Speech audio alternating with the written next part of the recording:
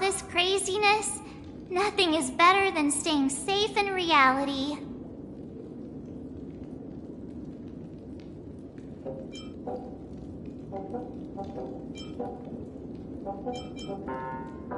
The Stellaron was sealed while you were sleeping. The ordinary people in Penacony have no idea what happened. They just feel like something's missing from their memories.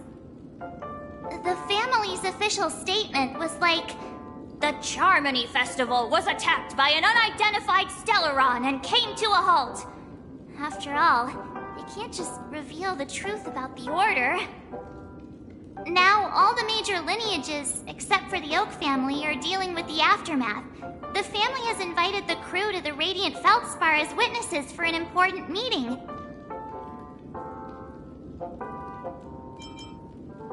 Why the sudden interest in that? Well, I was dragged into the sweet dream. I felt a cold tentacle diving into my memories. But something else was there. So the tentacle suddenly disappeared. And then I dreamed about stuffing my face with delicious food and going on a shopping spree. Sunday didn't seriously believe that was the life I wanted, right? Breaking free from that cheesy illusion was just a piece of cake.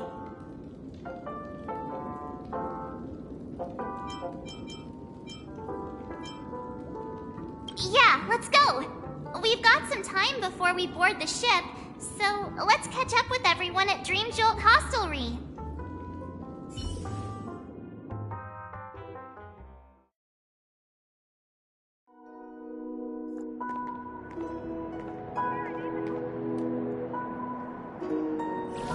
How extravagant. Just like Epsilon. How was it? Did it live up to your dreamscape expectations? You already asked that when we first got here. Yeah, and you said no back then. But after all this madness, I'd say you've grown fond of it. Just a heads up, you're still on the Bloodhound family's wanted list, so keep a low profile. And this time, it's Firefly in the picture, not Sam. That's gotta be a whole new experience for you, right? Indeed. In Kafka's words, that's also a missing part of my life. Still, it'd be quite inconvenient if I can't move freely. Could you help me out, Silverwolf? I knew you'd say that. Don't worry. I've hacked all the systems and left no trace. Don't do anything that may draw attention, and don't talk with guards. They might recognize you.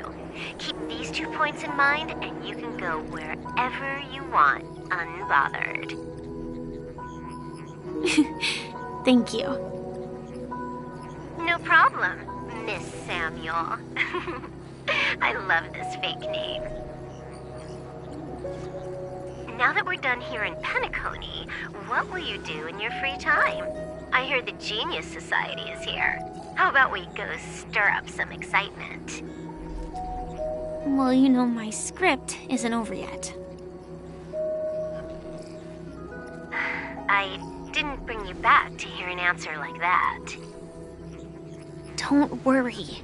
The script says that I'll experience 3 deaths, but also receive an unforgettable reward on the planet of festivities.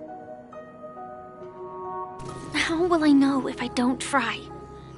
All possibilities exist until the outcome actually happens, right?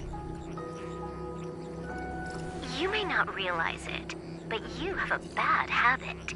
Whenever you seem to be asking a question, you've already made up your mind, and no words will dissuade you. Anyway, Kafka asked me to pass on this message.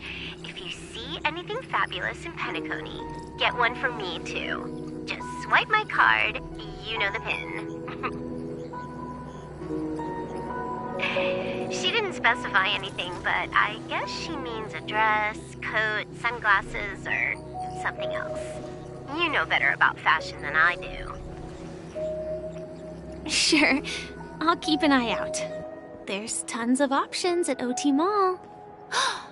Do you think she'll like trinkets, like hair accessories or brooches? Those sound more like something for young girls. Maybe you should keep them for yourself. Oh, by the way, Blade wanted you to be more careful. He didn't explicitly say it, but I think he was trying to say something like, temptation will show up again in Penacony. He's always so subtle with his words. Got it. He was just worried about me.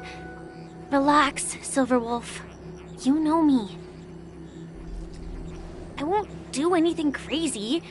I just want to wander around and see more of the world for myself. I want to buy some oatcake rolls.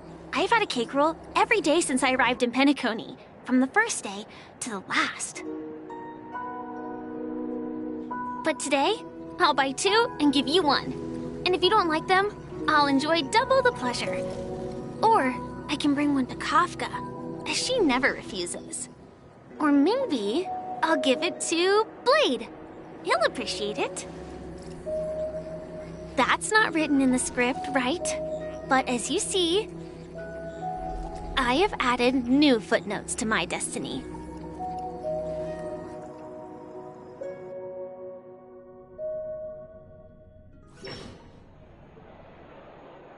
Welcome, Director Topaz. The family ambassadors are still inside making preparations, but the big boss hasn't arrived yet. It'll be a while before the conference starts, I'm afraid. Huh. Quite a spectacle. The family really knows how to make things look impressive. I thought they would choose a more formal and low-key location for the conference. I didn't expect them to go with a luxury airship. About this, Director. I've asked around. This airship, named the Radiant Feldspar, belongs to the Alfalfa family. This conference between the IPC and the family will have a direct impact on Penacony's future. Such an important event should have been held at well, somewhere secretive in the moment of morning dew. The atmosphere here, it doesn't feel serious enough. If I'm right, this conference is probably just a prelude. Whoever organized it wants to assess the IPC stance beforehand. This influential figure either has their own ambitions and wants to reach a preliminary agreement, or they plan to put pressure on us to make us back off. Oh, your mind is always so sharp, Director Topaz. And when the big boss arrives, please remind her to be cautious and watch out for any traps. Thank you for the reminder, but I don't think that will be necessary. When she's at the table, it's the others who need to be cautious. Just tell everyone on our team to stay focused on their tasks and not worry about the negotiations. Oh, got it. I'll do it right away. Oh, and one more thing. Don't call Miss Jade Big Boss in front of her, or there will be serious consequences. I mean, really serious. Got it. Thank you for the reminder, Director.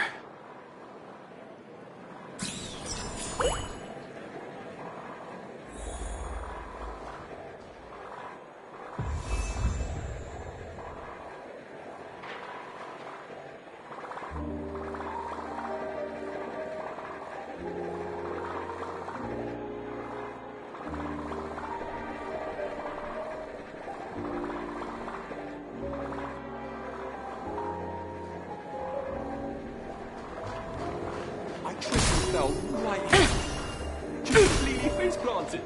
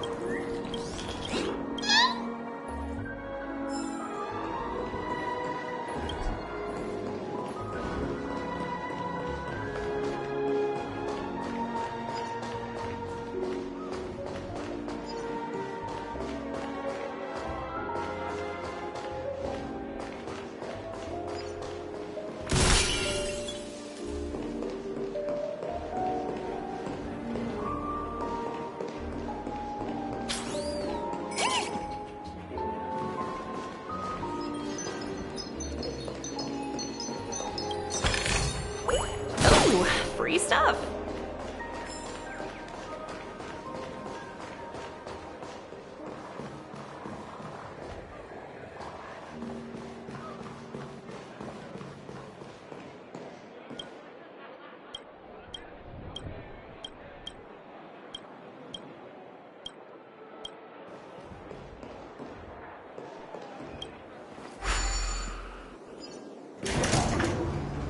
None of the important figures have arrived yet. Huh. Looks like the conference won't be starting for a while. Such a bustling place. I think I'll take a little walk around.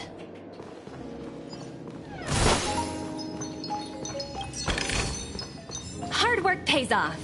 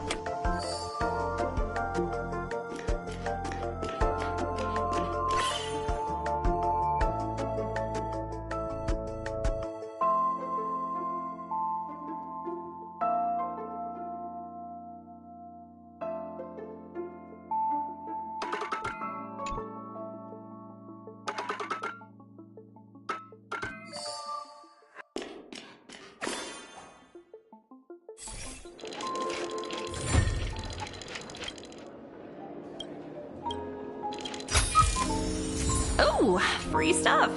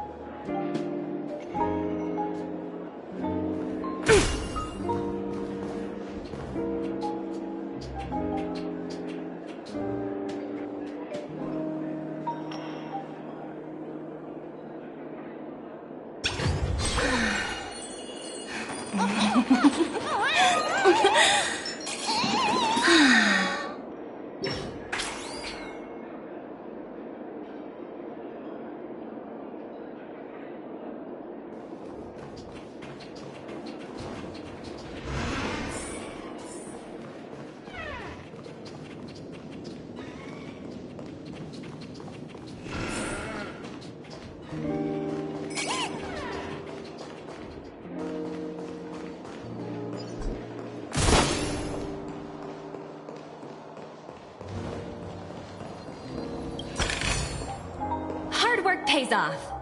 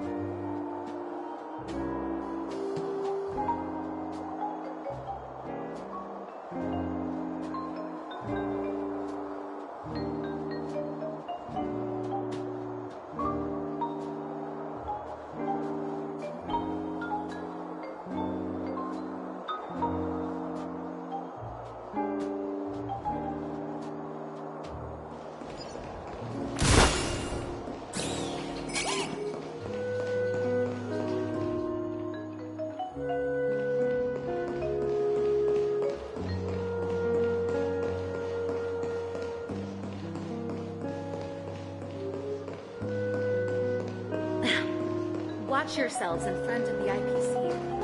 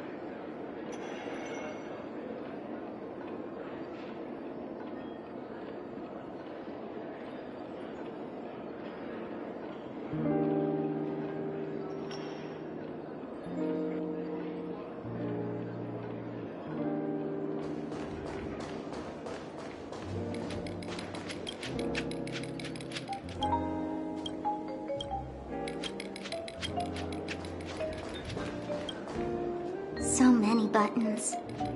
How many centuries would it take to press them all? Huh. Didn't expect those pooches to actually recycle them all. Huh?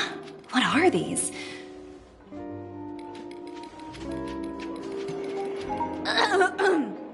For your safety, please stay away from those objects.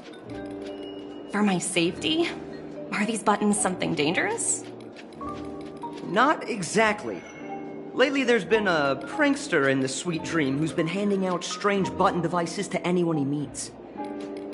According to those involved, he said something like, "Just press this button and all of Penacony will explode!" Luckily, no one believed him. Still, the Bloodhound family collected these buttons just to be on the safe side. What will happen if you press it? Hasn't anyone actually tried? Well, perhaps you don't know much about Penacony? All the guests here have one thing in common. They're terrified of death. Anyway, the family will deal with these things. Please, kindly keep your distance.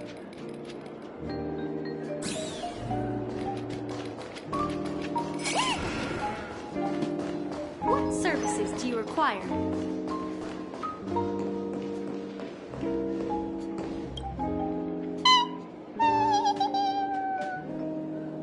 Oh, are you hungry, Numby? Food in the dream. Shouldn't taste bad, right?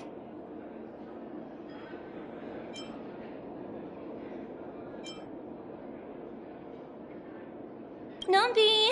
Yes!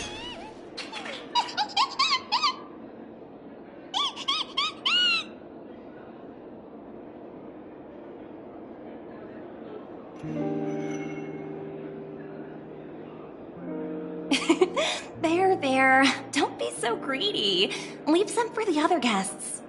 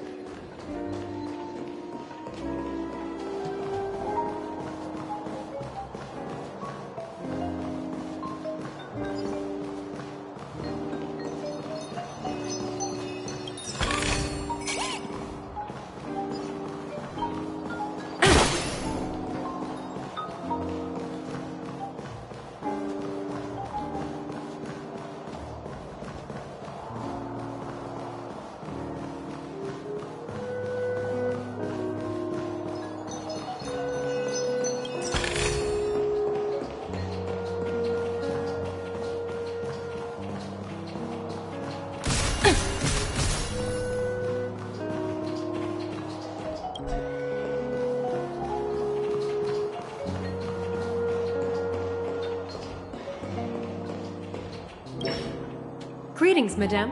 What can I do for you? Hello. Could you tell me more about the Radiant Feldspar? I assume you are the ambassador of the IPC Strategic Investment Department. It's my honor to assist you.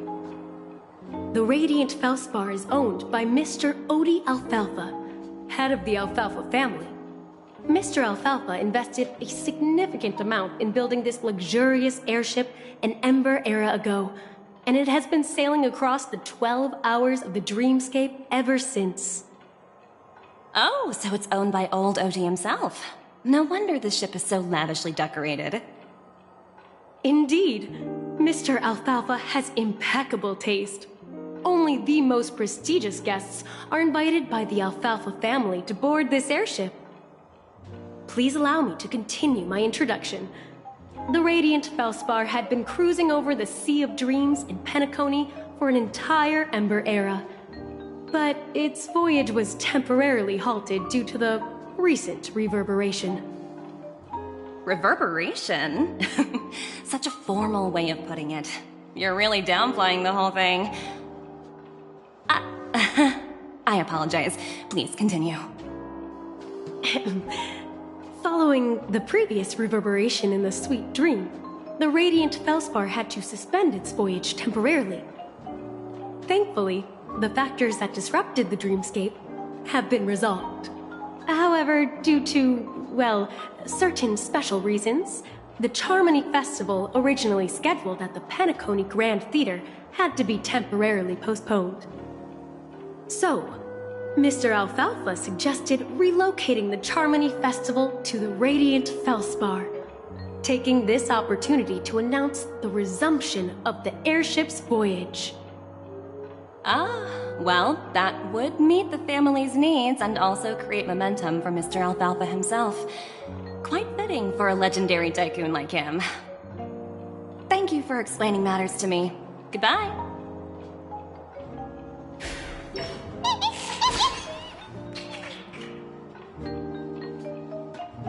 Hello? The Talent Motivation Department? Again? Internal review? Will it ever end? I'm working on a major project. I don't have time to squabble with you guys. The way I handled the Urillo case was approved by senior management, and all of the project logs and calls are complete. Can't you check on them yourselves? I just don't understand. Why are you so fixated on this minor case and constantly escalating it?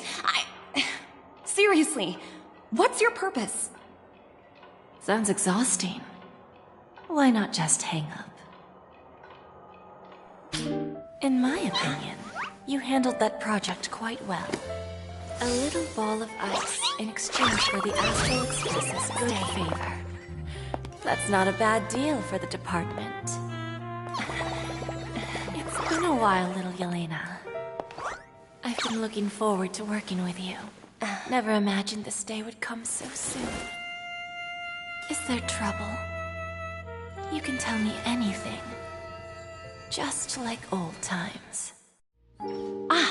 It's been a while, Madam Jade. I'm honored to have the opportunity to work with you.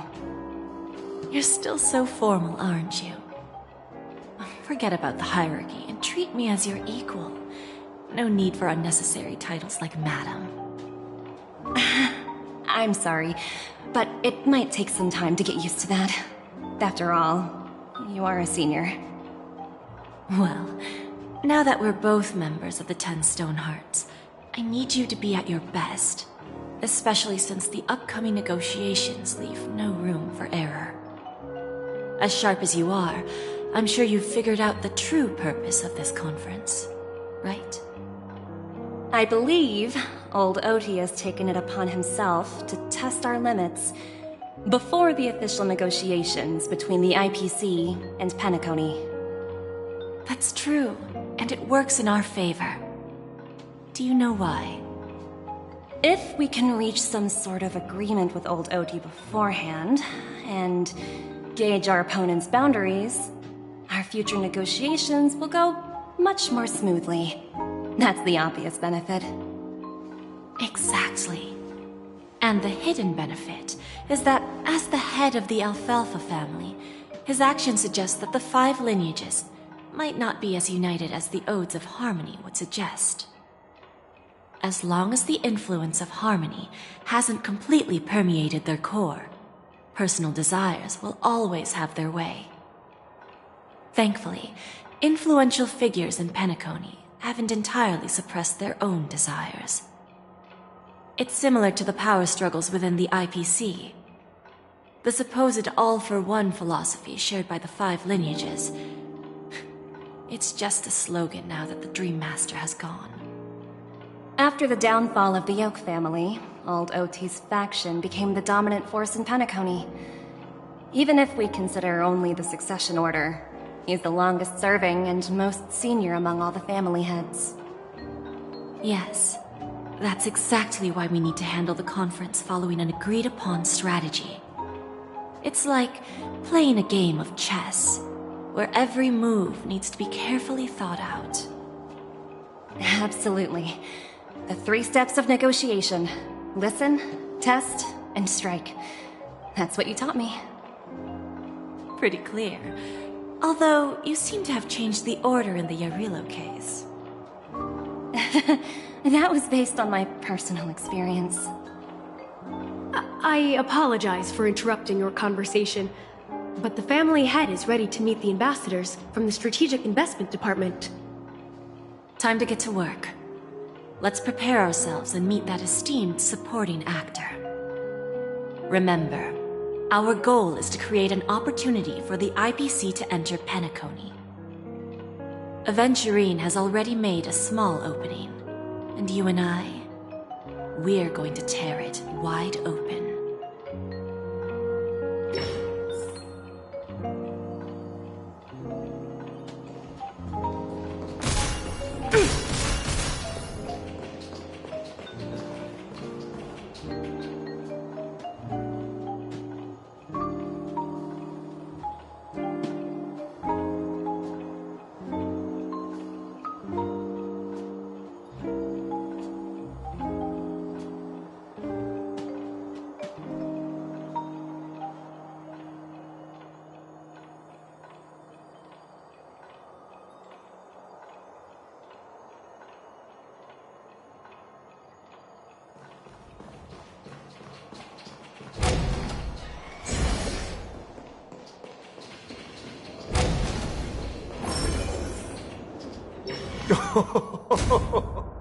Welcome aboard my ship, the Radiant Feldspar. Smart and charming ladies.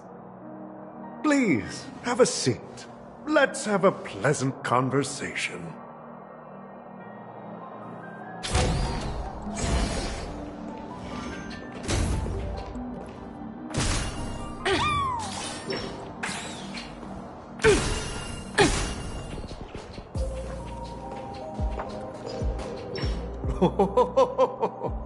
Welcome aboard, my dear ladies. Forgive me for any lack of attentiveness that might have led to a lengthy wait outside. No problem at all, Mr. Alfalfa. It's my honor to meet you in person. You may not be aware, but the book Odi Alfalfa, the biography, is a must-read for all Strategic Investment Department employees. After all, to many, you are the legendary figure who single-handedly built the Penacony economy. I expected no less from the 10 Stonehearts from the Strategic Investment Department. You're definitely skilled in the art of conversation. I always enjoy talking to smart people because we don't have to beat around the bush. We can just get straight to the point instead. Since I invited you IPC ambassadors on board, I'm sure you've figured out the topic I'd like to discuss, yes? The future of Penacony, if I'm not mistaken. Precisely. Those few words represent a terribly complicated situation indeed. Let's take that golden-haired guy who's not showing up, for example. He put in great effort and almost got himself killed. But what was it all for? Wasn't it eventually to create an opportunity for you IPC to regain control of the precious Astana? The wisdom and experience you've accumulated over 10 Amber Eras are truly impressive.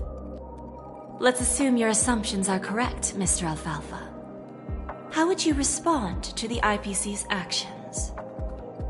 I appreciate your composure, Miss Jade. You must have witnessed much in your worldly experiences. However, perhaps you don't know much about Penacony. Old Oti won't sit idly by when faced with a greedy wolf.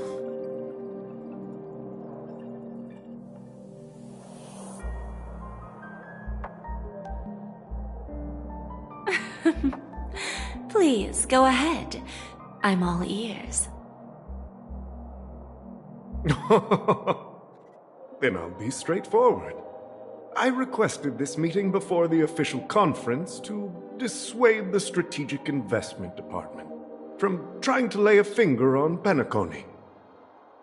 If you back off now, you can make a smooth exit. and prevent the IPC from losing face during more important negotiations. One of our P-45 executives was attacked and nearly killed in the dreamscape. The IPC can't simply ignore this incident. Moreover, considering the turbulence during the Charmony Festival, Penacony's credibility has taken a hit in the public's eyes. Despite your determined attitude, the issues plaguing Penacony are real, are they not? You use the term real, Miss Topaz, but let's not forget that this is the realm of dreams. If you want to succeed here, you need ambition and unconventional thinking. Curious about how I plan to respond to the IPC? Well, I don't mind sharing. My actions will help Penacony take a significant step forward by self-listing and going public. Going public? If I'm not mistaken, you want to bypass the IPC and go public on a universal scale. Precisely. Instead of watching the IPC gnaw away at Penacony, I'd prefer to open the doors of the sweet dream to the entire universe. Starting today, anyone in the cosmos can become a shareholder of the land of the dreams. This is the path of harmony I'll choose.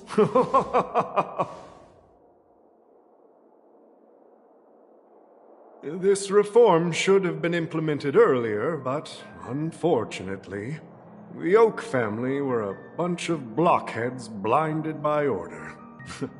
Their level of intellectual flexibility doesn't even come close to an old fellow like me. Thanks to the little reverberation earlier, the biggest obstacle between me and my reforms has been eliminated. The Alfalfa family will publicize the financial results of Sweet Dream Paradise, so that the entire universe can see that despite the catastrophe, Penacony still holds immense potential and opportunities, and that the family remains confident in its future.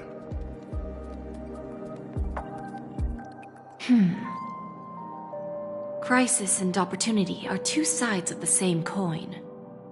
So, you've been waiting for the right moment for Penacony to regain the spotlight. And if Penacony should seize this opportunity to overcome adversity, even if the IPC tries to intervene, every move we make will be scrutinized by trillions of people.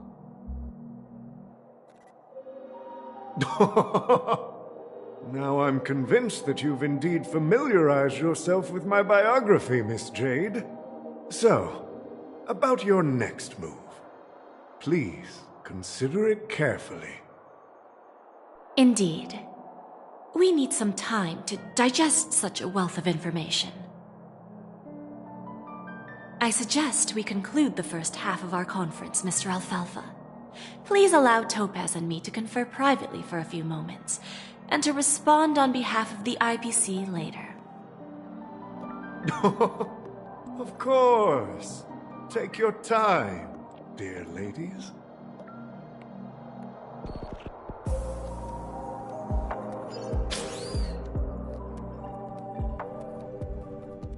The Alfalfa family had a meeting with the IPC? I got this information from a message sent by that IPC ambassador. He said it was to return the favor. It's not hard to imagine. Penacony today is pretty much like the frontier prison it once was, with external forces casting greedy eyes and the undercurrent of order lurking within. Instead of falling into a situation where they are plagued by both external and internal threats, Penacony would rather take a step back and invite the IPC to negotiate at the table, ostensibly to cooperate, but in reality, to secure more opportunities for their own survival. Well, no wonder they sought the mediation from the Astral Express. In your opinion, Who should we stand behind? I don't think the followers of the Harmony are completely innocent victims in all of this. For reasons unknown, they have a strong desire to smooth things over, which leads to speculation about their motives. If either the family or IPC were to assume full control of Penacony, it would return to its previous illusory dream of hedonism, and the efforts of those previous nameless would once again go to waste. There you are. Did you rest well? I didn't disturb you since you were in a deep sleep.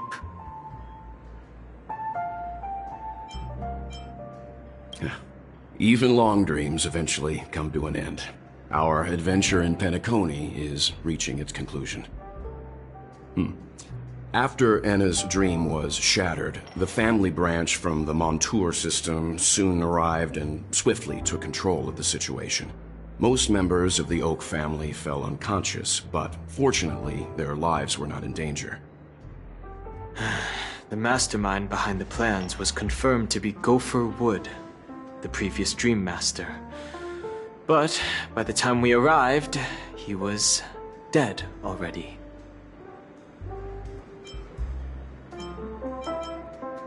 He'll face a trial. As for further details, the family would rather not disclose them. Ultimately, the public perceived the incident as an attack by evil forces targeting the Charmony Festival. They believe the family failed to safeguard the sweet dream, significantly eroding their credibility in the process. While quite different from the truth, this appears to be the outcome with the least impact. After all, you don't know who's awake and who's pretending to be asleep. Well, they'll open their eyes in the face of danger. Once the danger subsides, they'll embrace the sweet dream again. Here's a toast, with 3 glasses of Glory of the Trailblaze to all of you. Yeah, it's good to see you all again. Although we might be saying goodbye again after this reunion. When will the Astral Express leave Penacony? We'll stay a bit longer, but not too long. So, this is our final meeting then? If this is a farewell, then it seems to be missing something. Music? Atmosphere? Maybe a special drink to honor those who are not here. Let's see. The mixed drink should be solemn, dignified, and unique, as we'll use it to pay respect to those fallen heroes. To the nameless, resting in peace, and to Gallagher.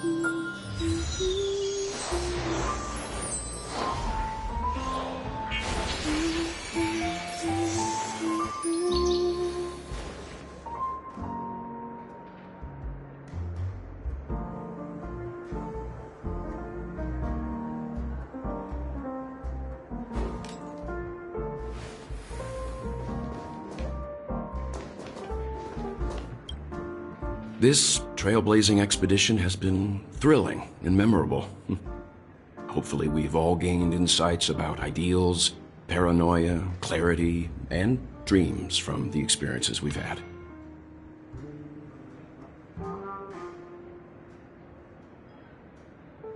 One bird longs for the earth and the other longs for the sky. Even if Robin had to stop her brother with her own hands, she won't give up on him. However, facing punishment from the Harmony is inevitable. He will face a trial. As for further details, the family would rather not disclose them.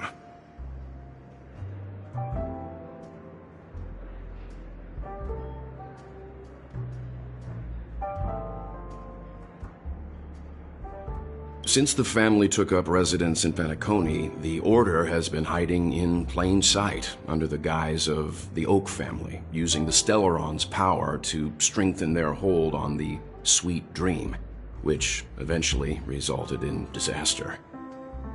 That's the claim the family makes. Whether they were truly unaware of all this is a delicate matter.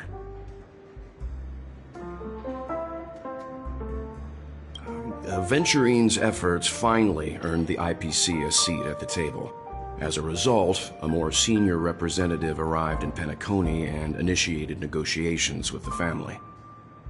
As far as the Astral Express is concerned, the IPC will make for an invaluable ally during the negotiations to prevent Penacony returning to its former ways.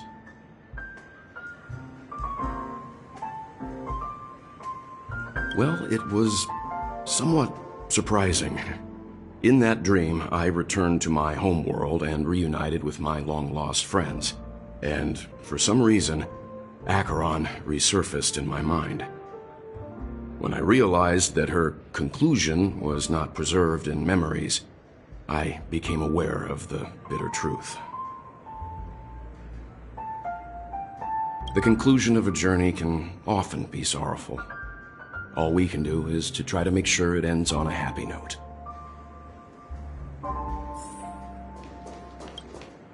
Ready to mix your drink?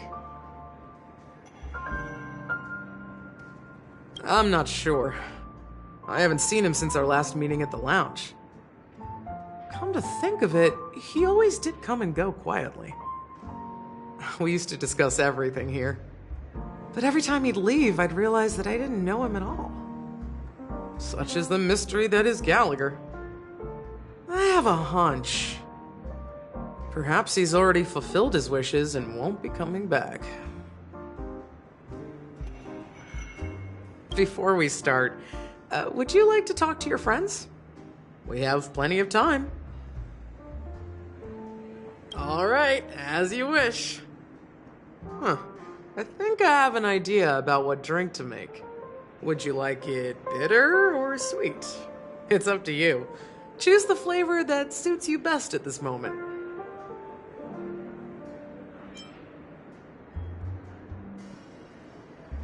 Drowning sweetness. One of the most challenging drinks to make. A slight imbalance in the ingredients can result in an overwhelmingly viscous sweet taste.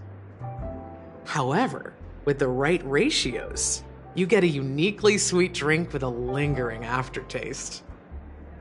Not a bad choice. Let's start mixing.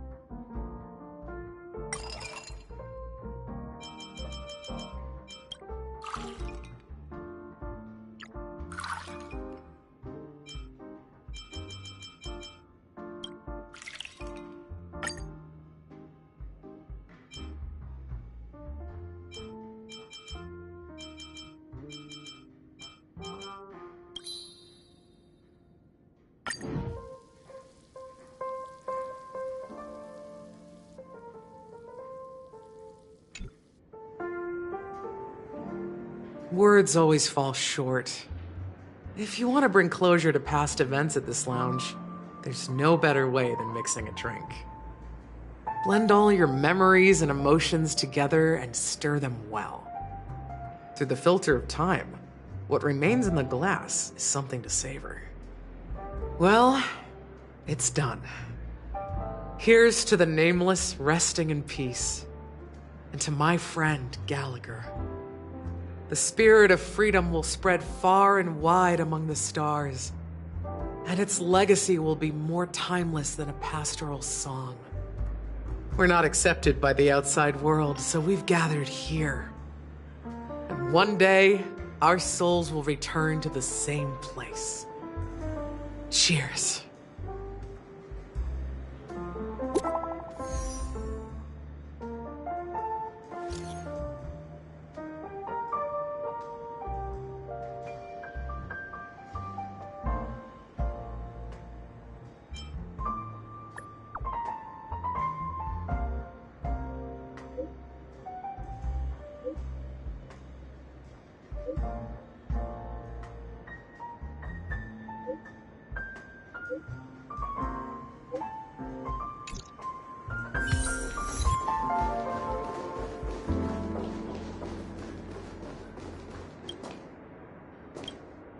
Oh, are you leaving?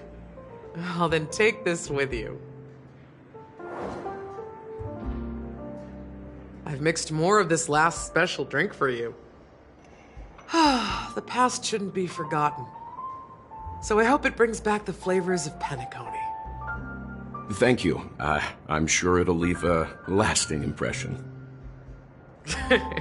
If you happen to run into Gallagher, make sure he has a sip too.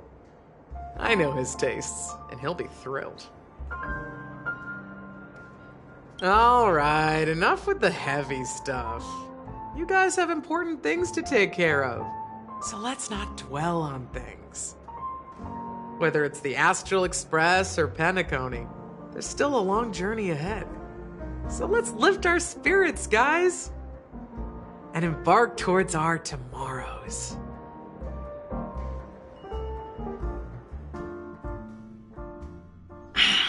Old Odie is a tricky opponent.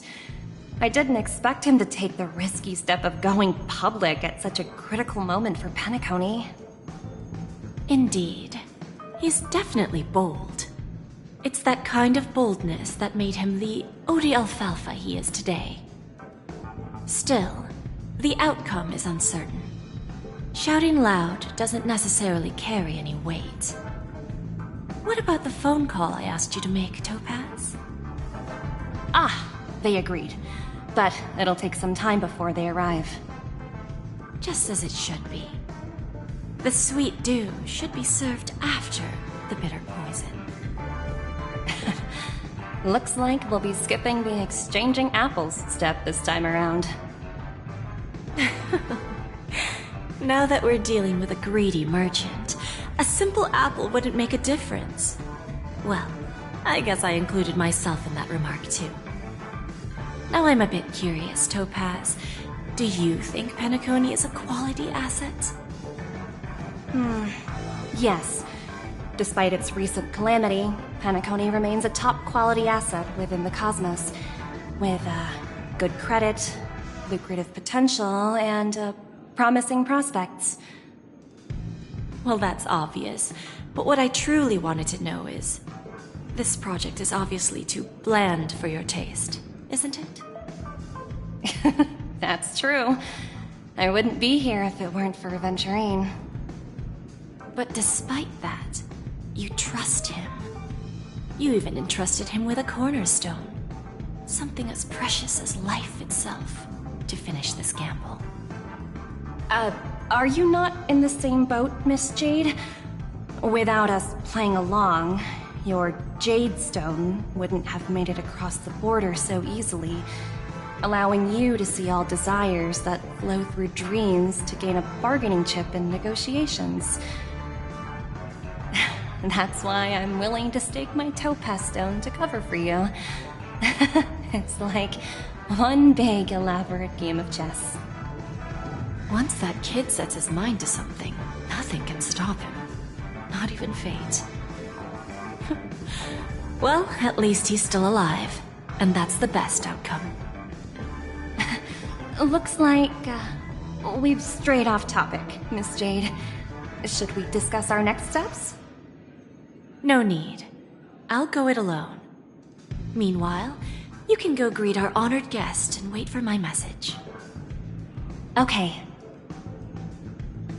Is that Robin? Huh. She's also here on the Radiant Feldspar.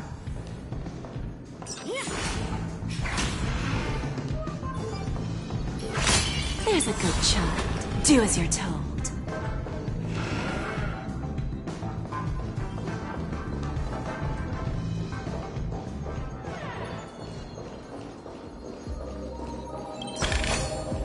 Is that all? Hardly worth the bother.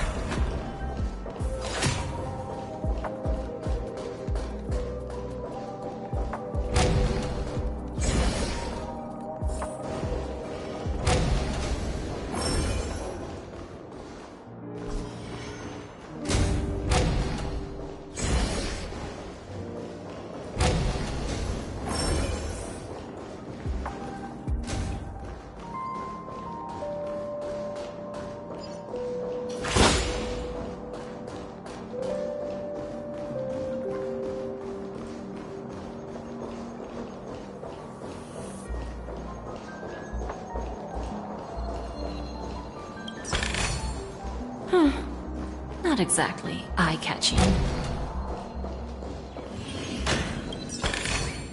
Is that all? Hardly worth the bother.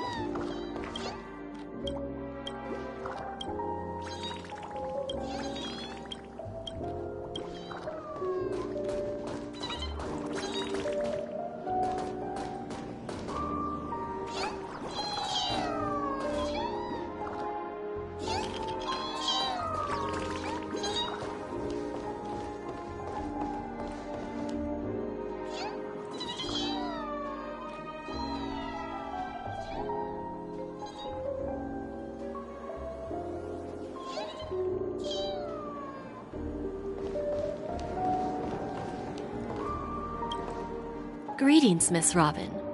I didn't expect to meet you here. Miss Jade? Greetings. The opening ceremony for the Charmony Festival has been moved to the Radiant Feldspar, so I'm here making some preparations. How about you?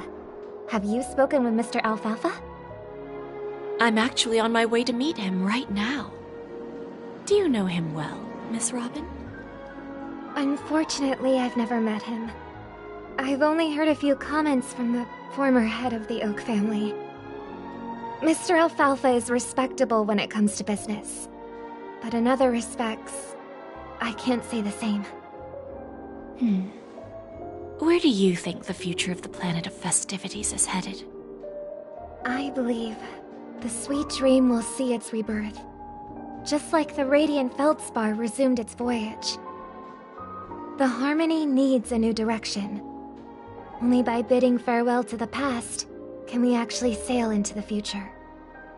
There are no permanent allies or everlasting enemies. So let's both take what we need from this deal.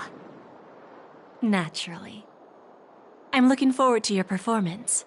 See you at the festival. See you later, Miss Jade.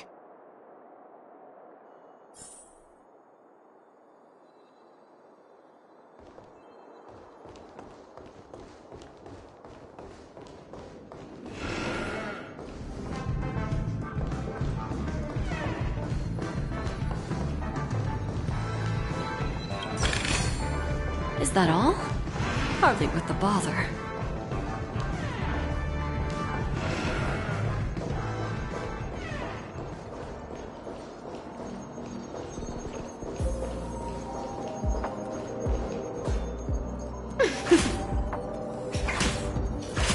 There's a good child. Do as you're told. Yeah! Yeah!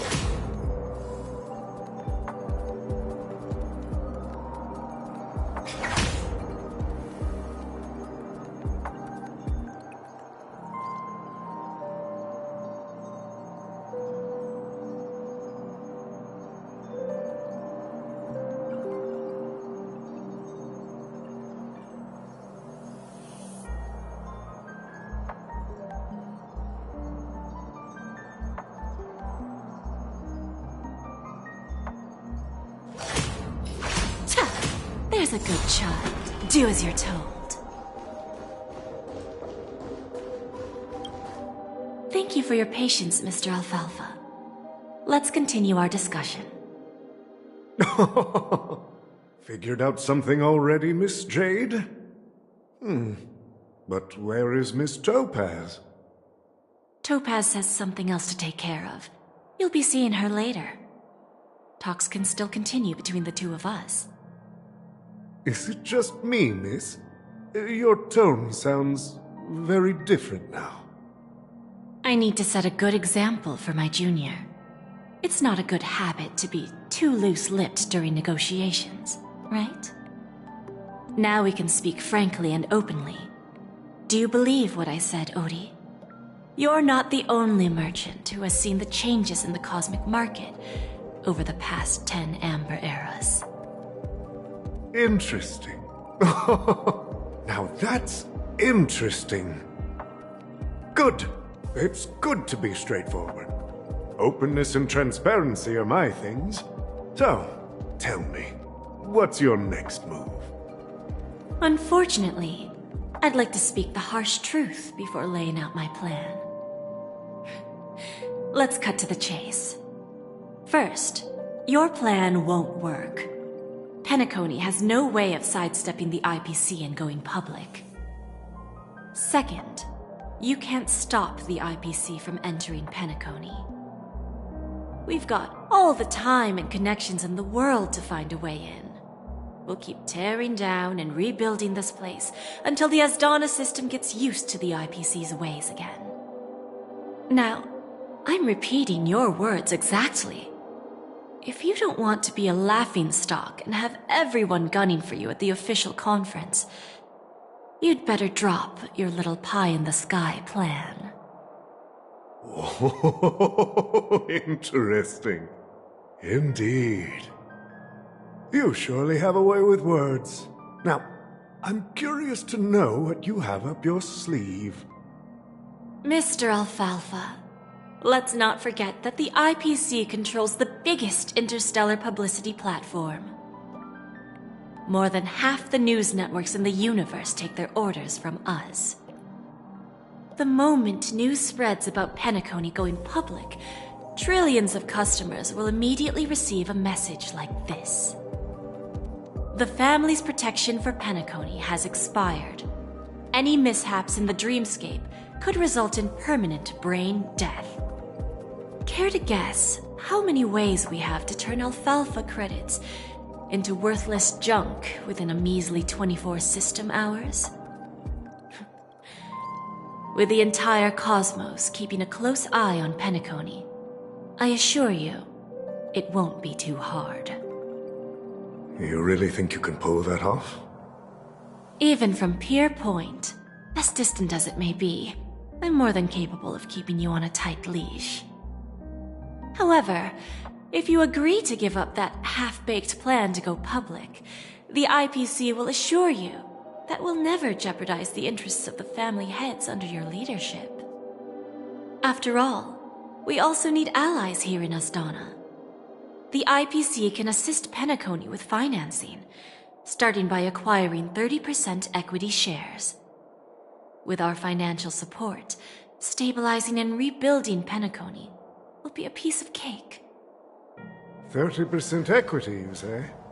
Who can guarantee you won't want more in the future?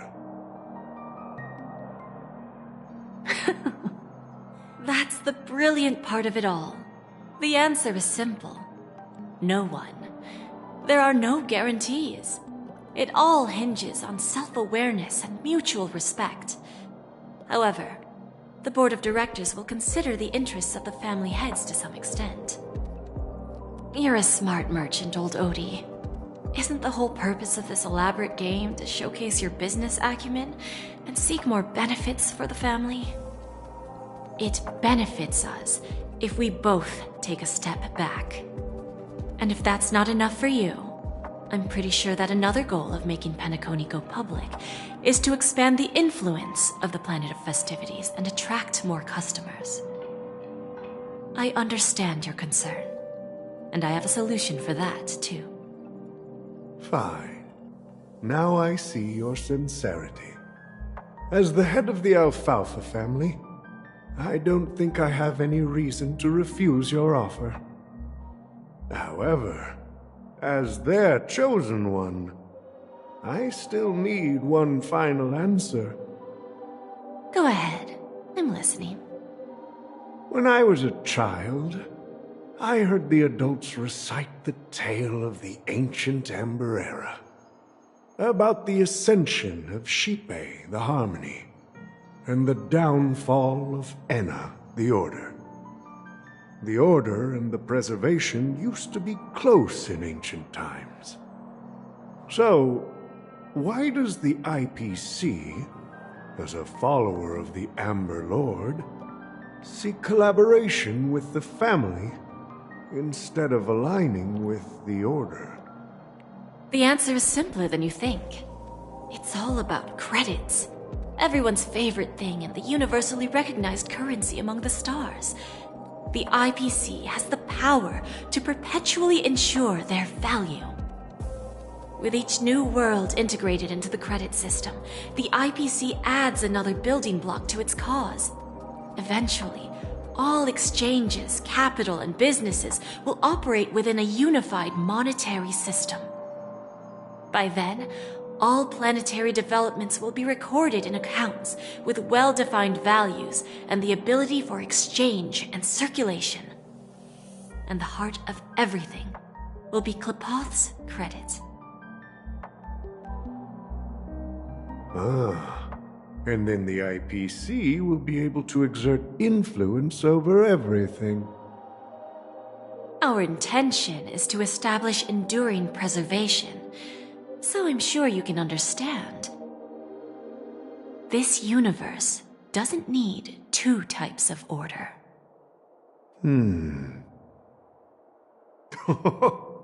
Well said. Now you've convinced me. All right. Tell me your solution. Let's see if we're thinking the same thing. Then let's continue our conversation. Please, Topaz, invite Sweet Dew to join us at the table.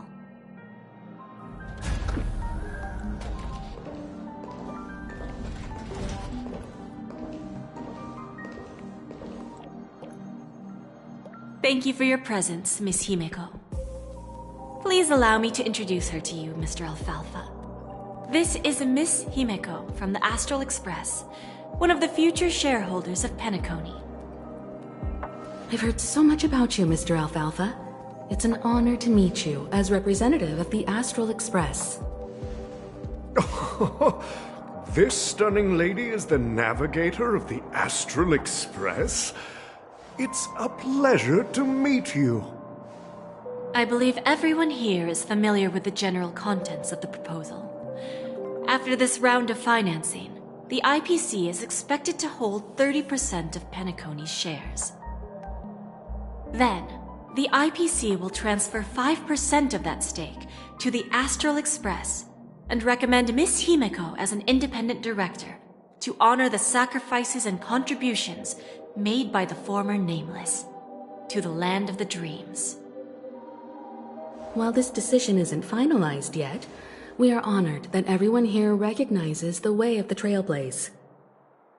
While the Nameless didn't embark on their journeys for fame or fortune, if this is the wish of both the family and the IPC, I will represent the Astral Express and fulfill my duty as a member of the board of directors. The entire crew has agreed to assist in the reconstruction of Penacony.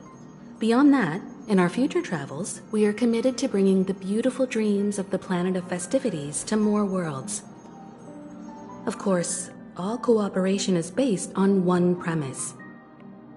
The path of harmony in Penacony must not be distorted again, and such a tragedy must never recur.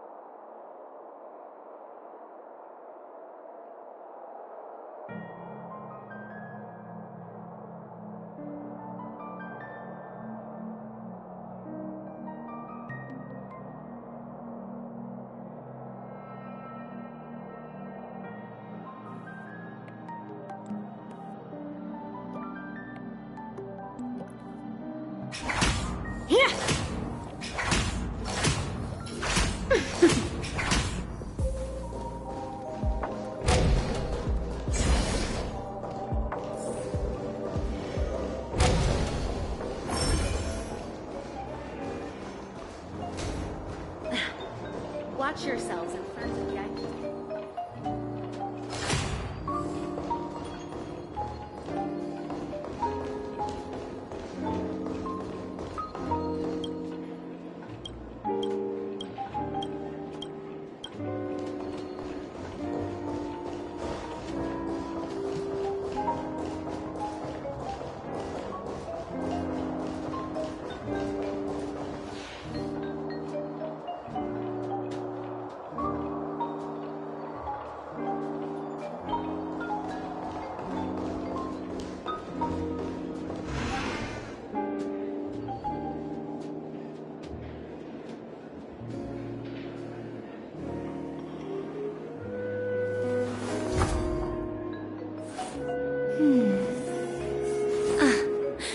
Looks like this collateral won't be returned.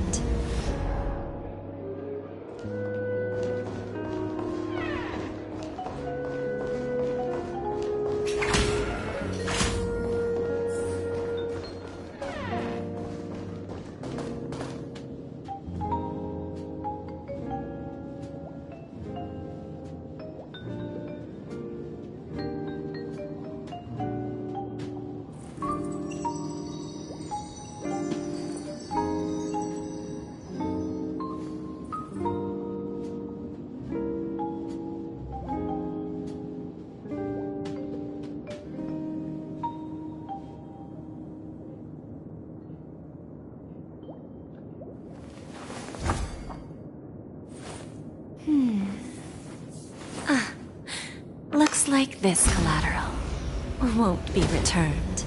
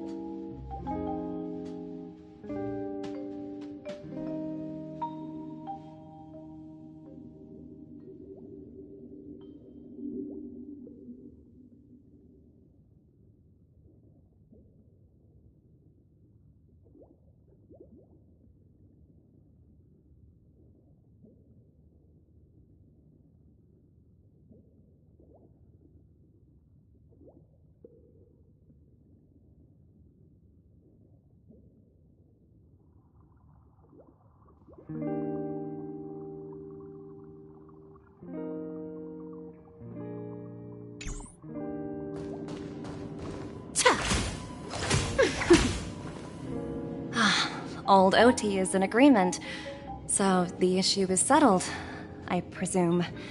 What about the remaining family heads? They will soon realize the situation. When the last question was asked, old Odie represented more than just the Alfalfa family. When should we schedule the formal negotiations? I'll handle the arrangements. It's all up to you. I'll step back and let you handle the negotiations and takeover. I won't be involved. But Miss Jade, this is... Aventurine initiated this case, and you were his project partner. If that kid hadn't overplayed his hand, I wouldn't have been pushed to the forefront.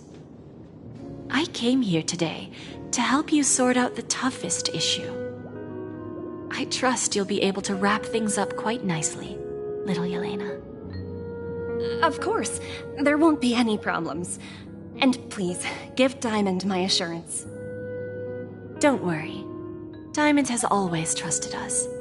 I'll put in a good word for you, and you'll have your P-45 position back in no time. Radiant Feldspar. What a fantastic ship. Now that my business is done, it's time for me to indulge in my own little hobby. Ah, you want to open a Bon and Jade exchange branch on this ship too? Opportunities like this don't come around often. Just look at the guests on this ship. They're surely holding a wealth of valuable treasures. Well, I'll take my leave. A pawn shop can't run without a boss. See you around, Topaz. I have one more question for you, Miss Jade. Go ahead. That dose of bitter poison. I'm curious as to how you found this information. I didn't find the information. It came to me. It was from a lady concerned with the future of the Harmony. In return, I've agreed to help her with something, but that's for later. We can deal with it after we leave Penacony. You see, that's what investment is all about. The seeds of opportunity are already sown. They only need a little bit of nourishment to take root. And then after, all we need to do is wait patiently. Like right now, for example. It's just about time my final guest boarded the ship.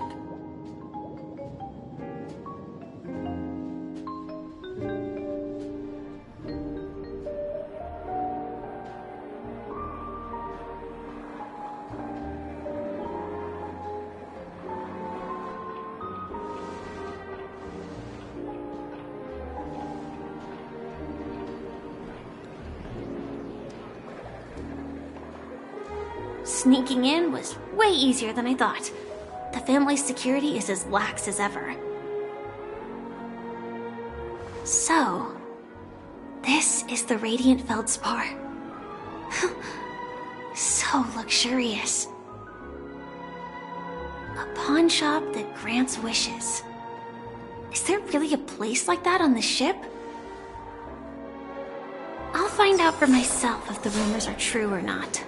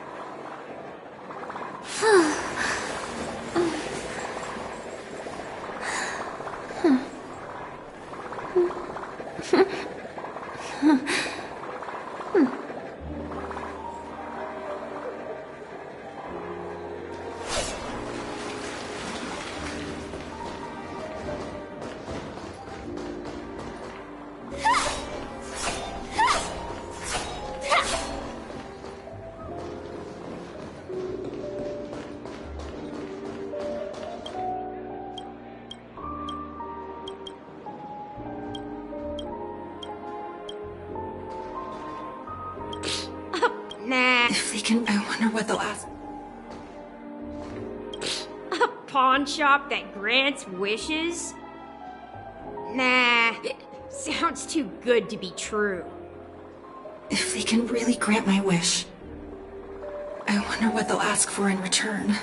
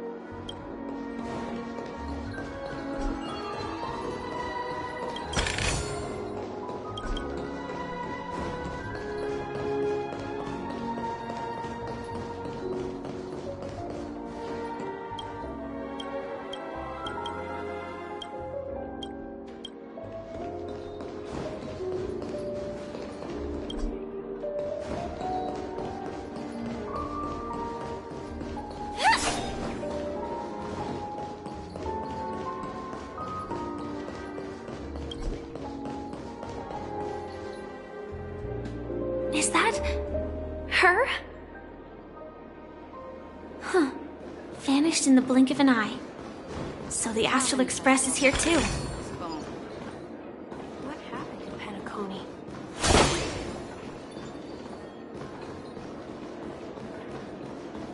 I heard.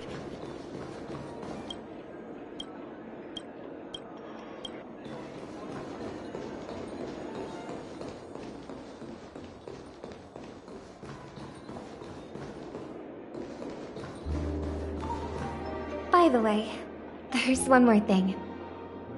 Mr. Alfalfa and I discussed it.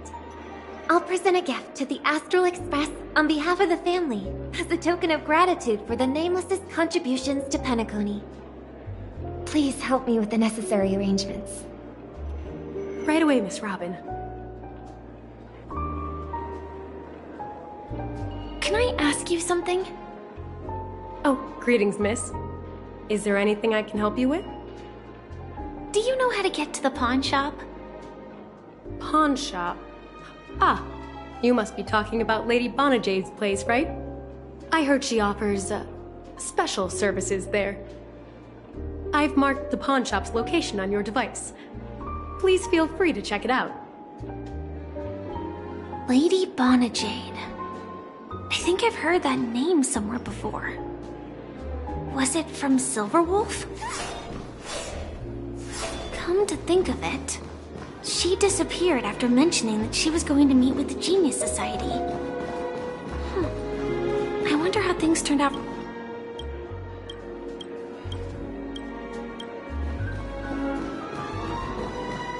If I win, your chest is mine. Who said I was betting with you? I did. They are still a ball of fire as ever. Sorry, but I've got to find Lady Bonajade first.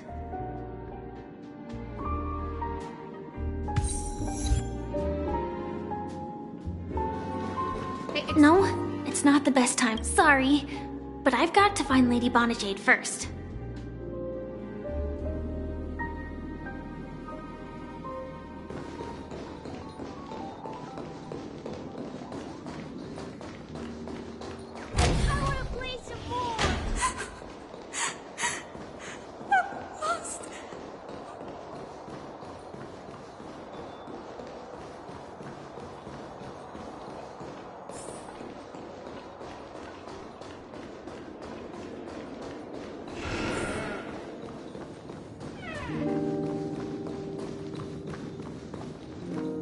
Welcome to Bonajade Exchange, Radiant Feldspar branch.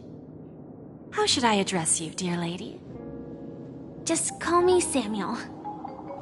Samuel. Nice name. So what do you need, Miss Samuel? And what are you willing to give up in return? I want to keep on living. And for that, I'm willing to give up everything I have. Everything you have? That's right. Everything. Miss Samuel, I think you'd best turn around.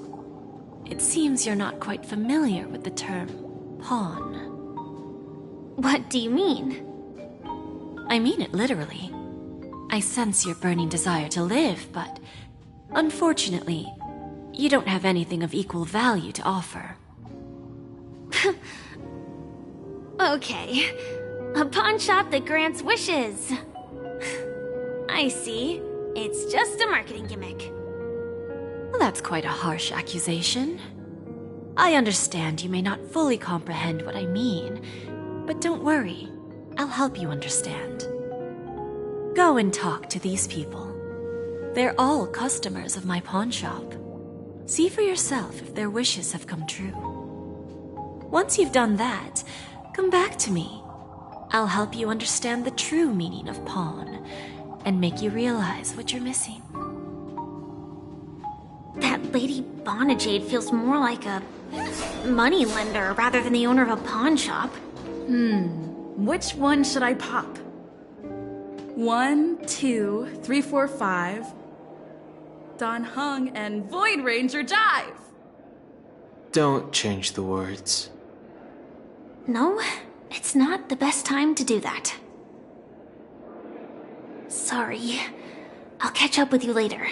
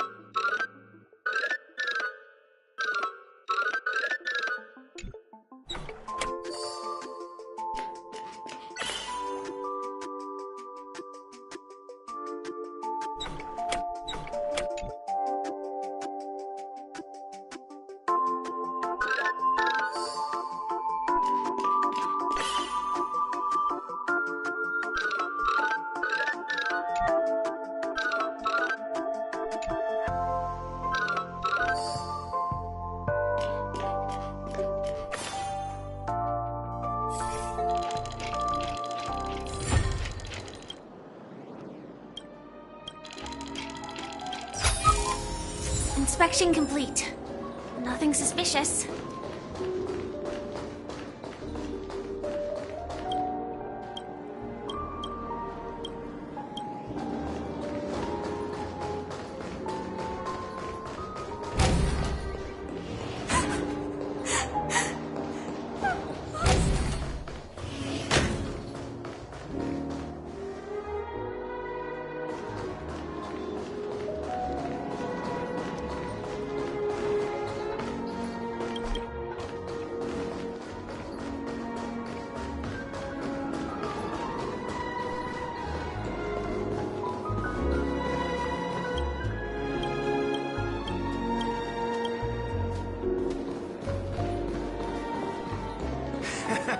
Got it.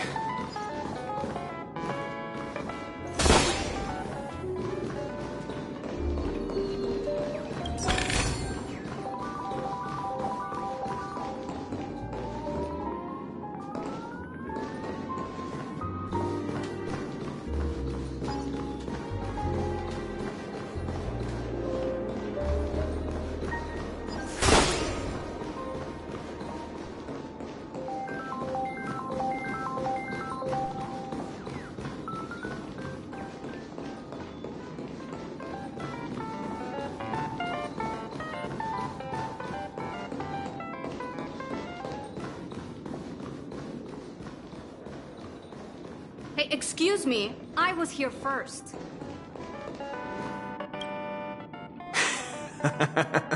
You stupid little girl. Coming back to lose more money, huh?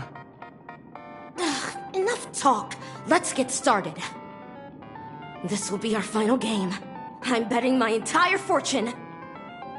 Oh, a big talker, huh? All right, let's see what you've got.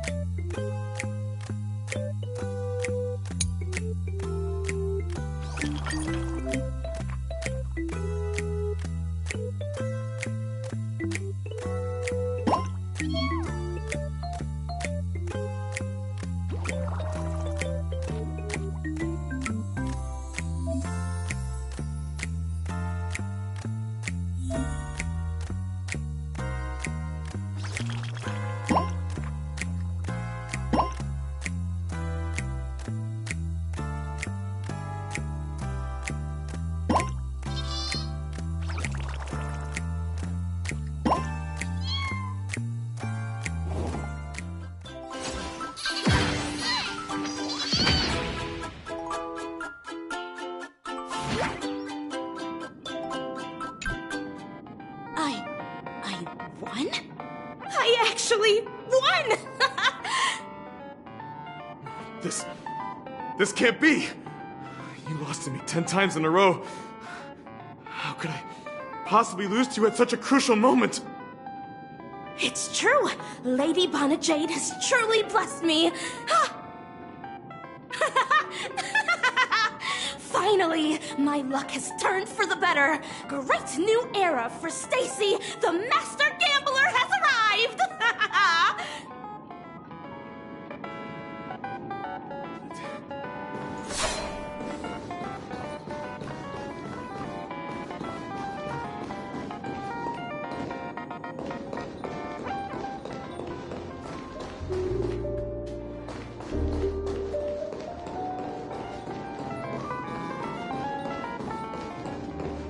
Hey, excuse me.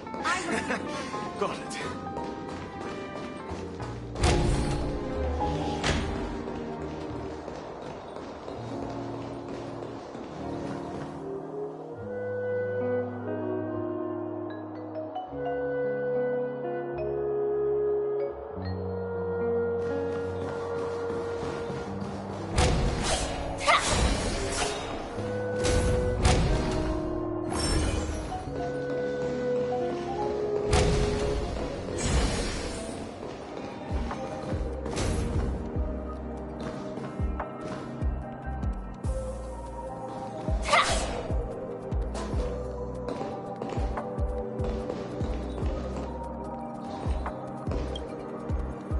prepared a gift for you, Dorothy.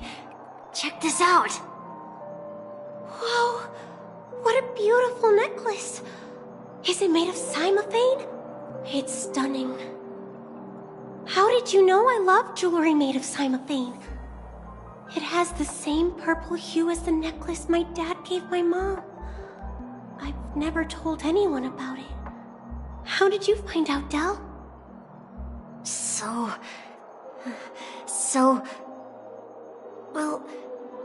Will you go out with me?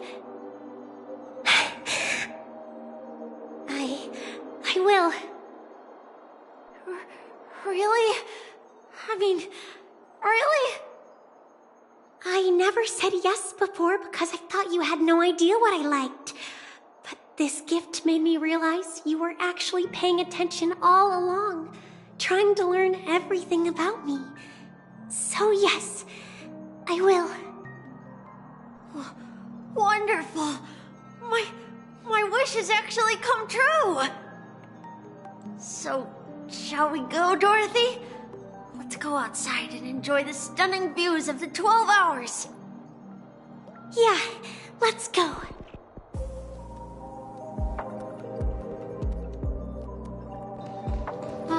Just like the golden years.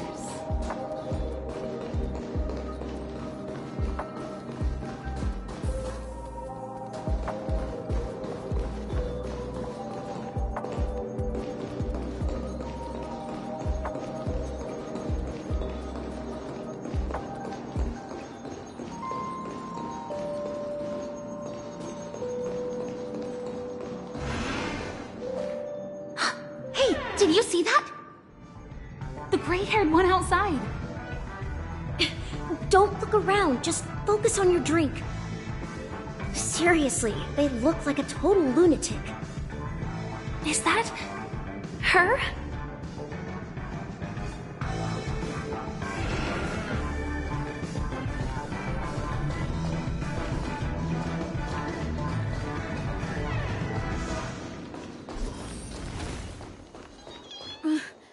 Chirp, chirp.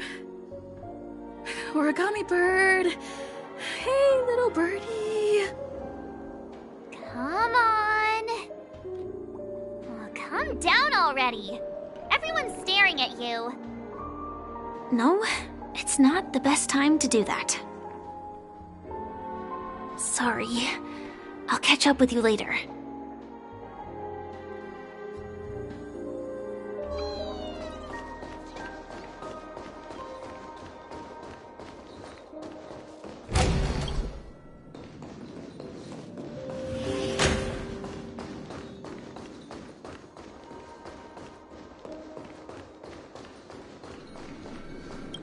Hey, did you see that? The gray-haired one outside.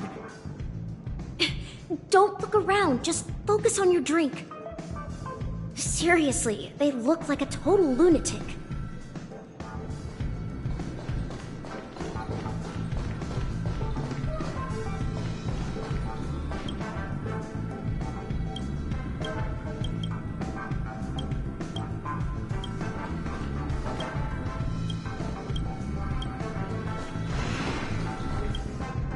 Yeah, you heard right.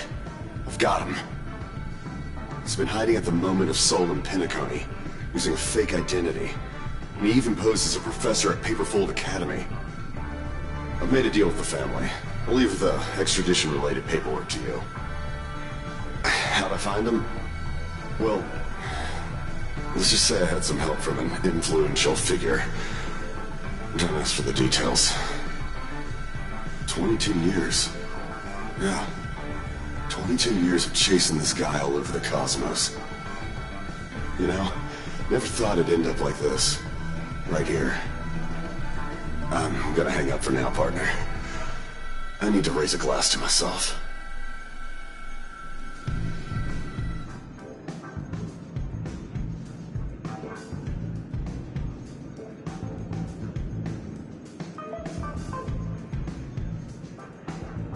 All of their wishes actually did come true. But I just don't understand. How did she do it? And what does pawn really mean? I should go back and ask.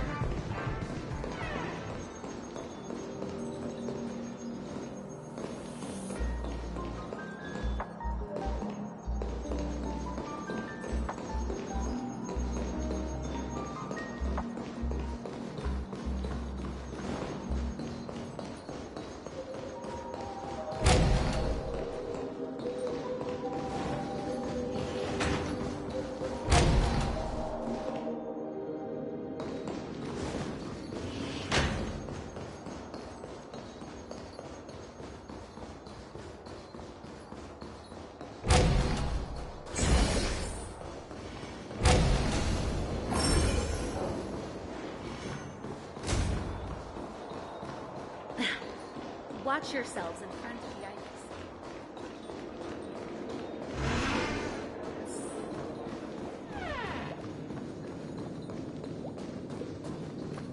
So you're back, Miss Samuel. Yeah. I found those people. And it seems their wishes did come true after visiting the Bonajade Exchange. But I'm not sure what you want me to see. They all seem to be living fulfilled lives. Not so fast. This step was just to show you that the Bonajade Exchange is genuine. That I had the power to grant their wishes. And now, I'll tell you the price they paid. Dell was from a wealthy family. He was head over heels for Dorothy and wanted to win her heart. So he made a deal with me. He put up his entire fortune in exchange for a gift that would impress Dorothy. It was a piece of cake for me, thanks to my IPC connections. However, Dell will soon find himself evicted from the dreamscape because he can't afford his room. Whether he can bounce back from poverty, well, that depends on him. Let's just hope that necklace will keep their relationship from crumbling. Then there's Stacy, a lady with a gambling addiction. She wanted some serious luck, but she had nothing to offer. So I took something else instead. I took away all her close relationships. From the moment she stepped out of the Bonajade Exchange, every casino in the cosmos would remember her name. But her parents and siblings would sever ties with her, and it would be impossible for Stacy to make any real friends again. She will accrue a vast wealth due to her good luck, but she'll never be able to use it for the people who truly matter to her. As for Detective Walker, he spent 2 decades chasing down a wanted criminal for some heinous crime. But he never caught the guy. In his desperation, he came to me. He offered his own memory system as collateral. In due time, his memories as a detective will be erased, and he will completely forget his own identity and all the sacrifices he has made. Interesting, don't you think? I fulfill people's desires and grant them favors, and soon they come back to me with even greater desires. When people see others' desires get fulfilled, they develop their own desires. It seems like an endless cycle, but it does have a goal. In the end, I will get what I desire from this whirlpool. And patience happens to be one of my greatest strengths. So now, do you understand what you must give up, Miss Samuel? Or should I address you as AR-26710, a remnant of Glamoth's Iron Cavalry? I'm not surprised. You are much calmer than I expected. Entropy loss syndrome. Truly an unjust misfortune, isn't it? The higher-ups in Glamoth implemented such a failsafe within the genes of their warriors, just to make sure the Republic's most powerful weapons wouldn't fall into the wrong hands. As for the price, those Iron Cavalries weren't exactly seen as regular, independent humans, so there wasn't really a price to be paid. However, you are different. You're now a Stellaron hunter, a living being named Firefly. Naturally, you want to continue your existence, but with the firmament front gone, the people who know the secret and can cure the disease are nowhere to be found. Are you suggesting that the IPC has a remedy? Well, there might be a silver lining. That's all I can say for now. I see. It's no wonder you said I can't provide anything of equal value. Because nothing I own holds any meaning. So, you're going to ask me to personally restrain my partners to ensure my own survival? Unfortunately, that's not quite the case. Partners. A nice way to put it. Now I'm even more curious about the Stellaron Hunters. Each of you has your own identity and a special bond with each other. It's strong and intimate, and yet it allows for independence.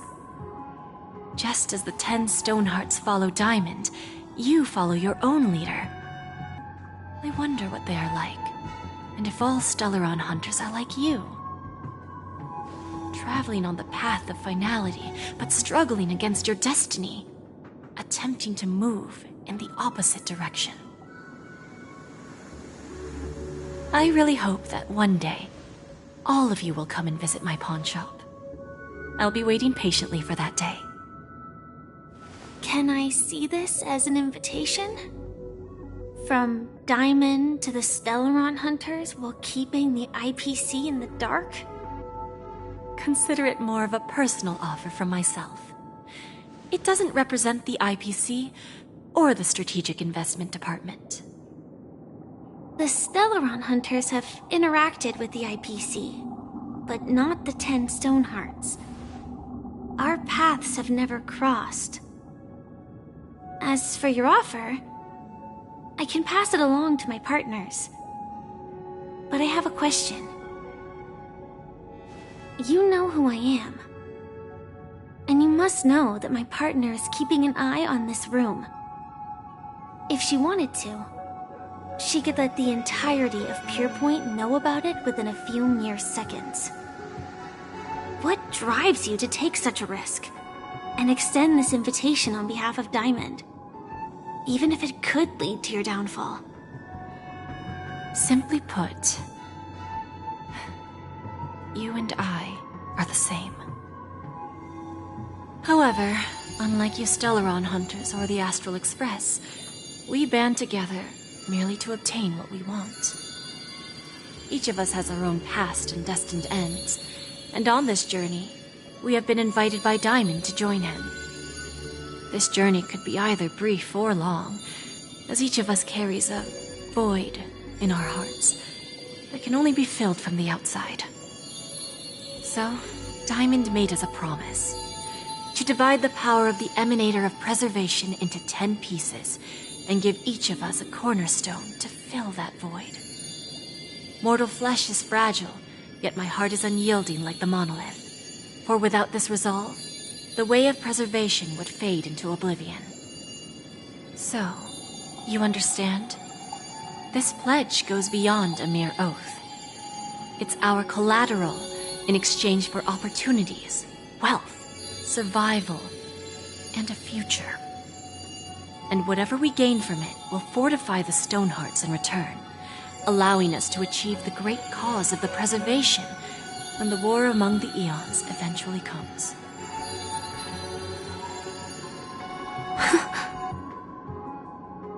I understand. Take your time, child. You don't need to give me an immediate answer.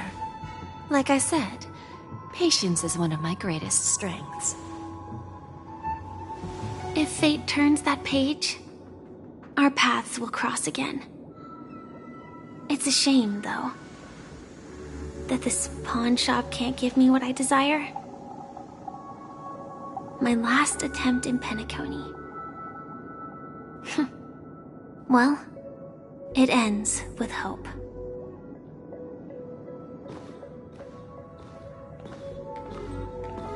Lady Bonajade? I've come to deliver the collaterals promised.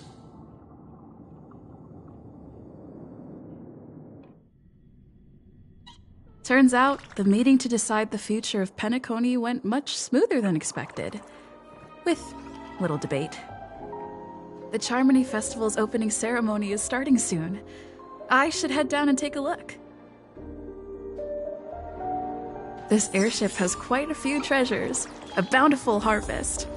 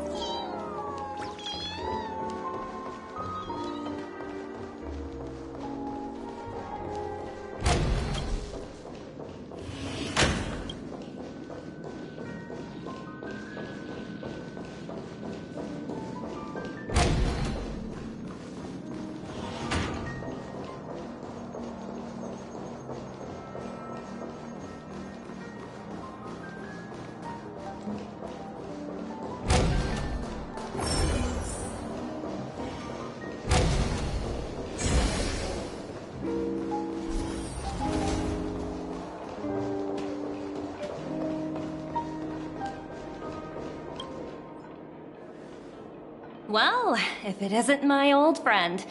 It hasn't been long, and yet, here we are again. How are you?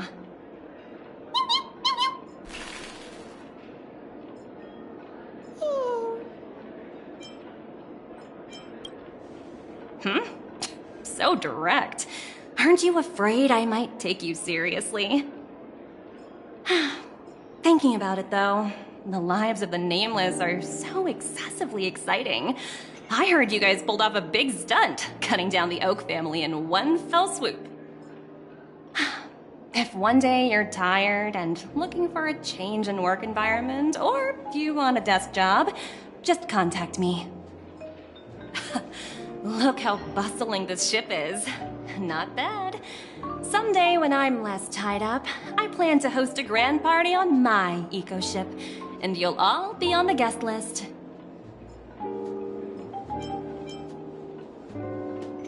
Transform? What are you saying? Oh, I understand now. You're referring to Aventurine's cornerstone, right? Sorry. Compared to him, my ability is not as visual. Guess there is no harm telling you. The abilities of the 10 Stonehearts' cornerstones are all different. Some can even read your thoughts, grasp your desires. So, be careful. Now that I think about it, it was good that Branya got there when she did in Bellabog. If she came any later, we probably wouldn't have ended up as friends.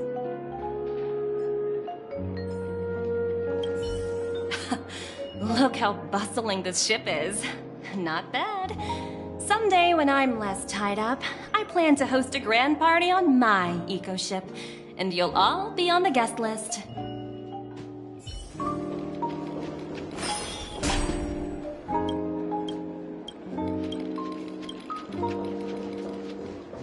What services do you require?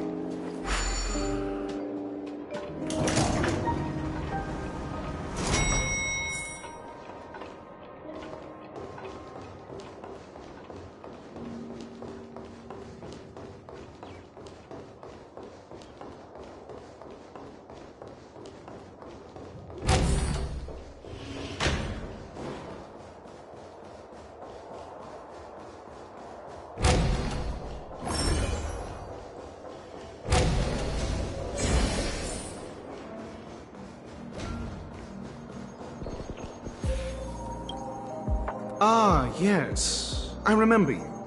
Your performance at Herta's space station was adequate, I suppose. No wonder that gambler likes you so much.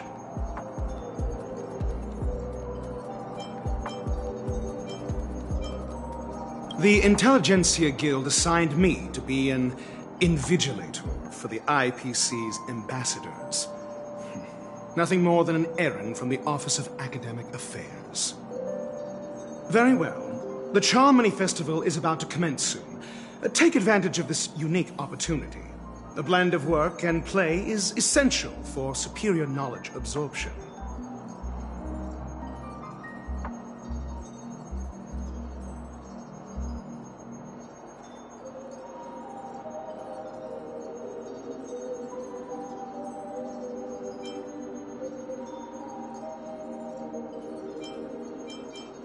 The executives of the IPC and the Guild say that we are strategic partners.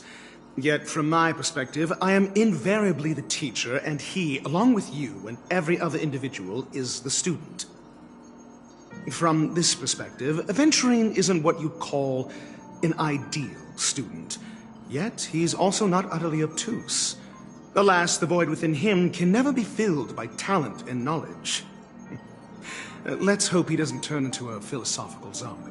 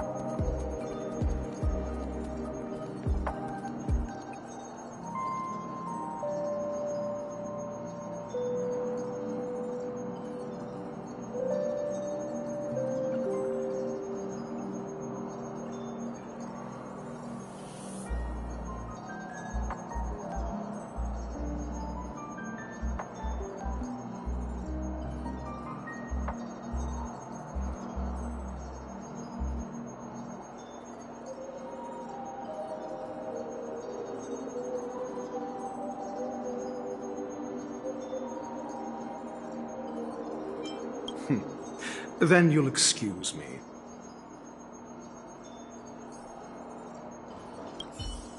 I detest noisy gatherings, as they intrude upon my thoughts. What a waste of time.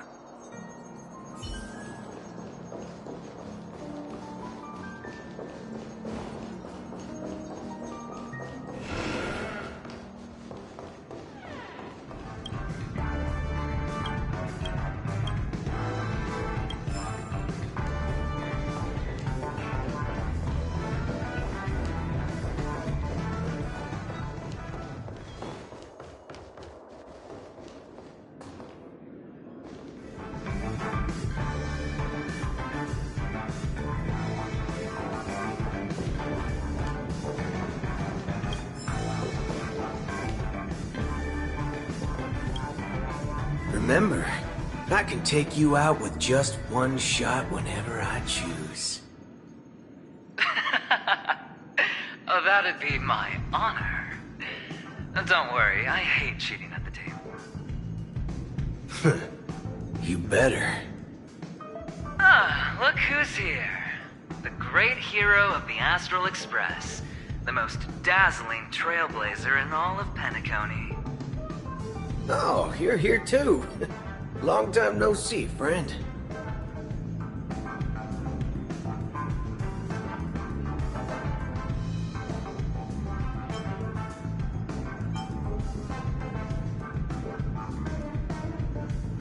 This fella is also tracking down that son of a gun. What's that saying again? The enemy of my enemy is my friend. Let's set aside those under-the-table dealings for now, partner. Don't want to spoil the festive mood of the Charmony Festival. Oh, I agree. Now let's congratulate Miss Trailblazer. I hear the family intends to thank the crew at the Charmony Festival. It's a personally be there to witness this.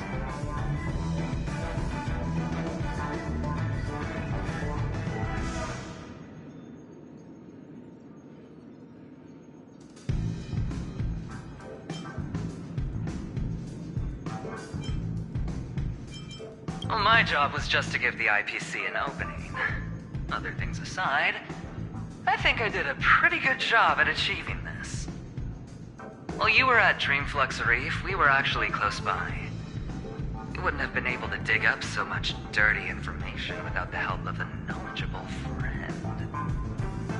But that emanator didn't pull any punches.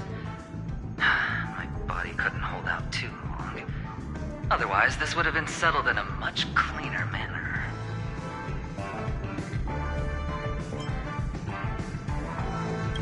Forget it. I'm not one to beat around the bush. I've got a score to settle with a high-ranking executive fella named Oswaldo Schneider. And this flamboyant fella here can help me find him. The feud between the Marketing Development Department and the Strategic Investment Department is well known across the cosmos. But what I didn't expect was the involvement of the Galaxy Rangers in this feud. Looks like things are about to get spicy. Thank you. And I also hope you enjoy yourself, great hero of Penacony. I'll pass. But I do hope you guys have fun. If you don't mind, let's play a few rounds next time.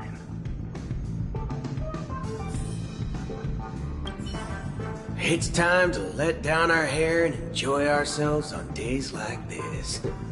I hope you can enjoy yourself to the fullest, oh great hero of Penacony.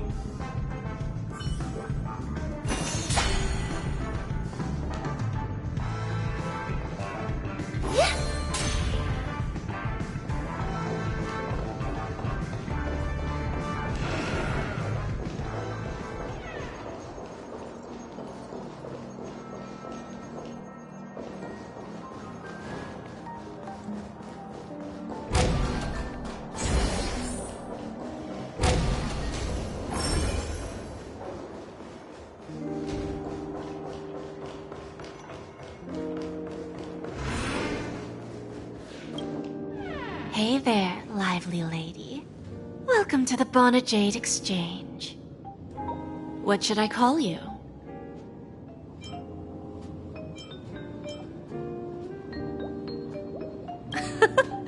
No problem. Let's just use this name.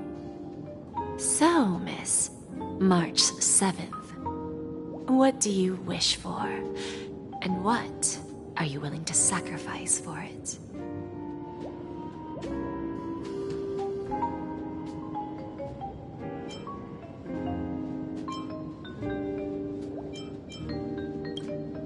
Oh, this is your wish.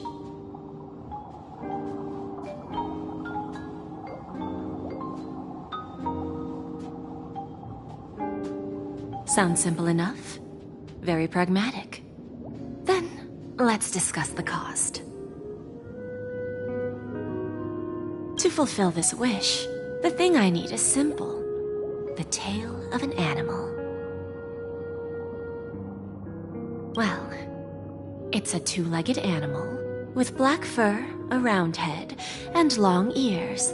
It's omnivorous and is prone to mood swings. Most importantly, it has mastered the human language and can communicate. Bring its tail to me as collateral, and your dreams will come true.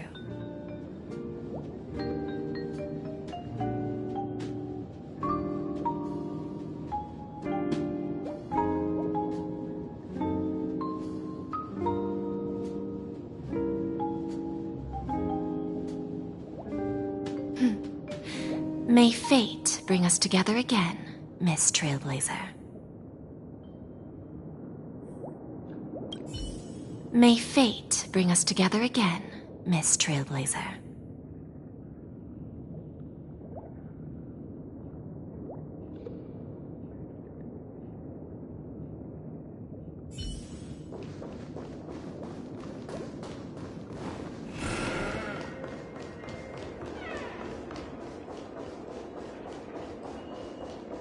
What services do you require?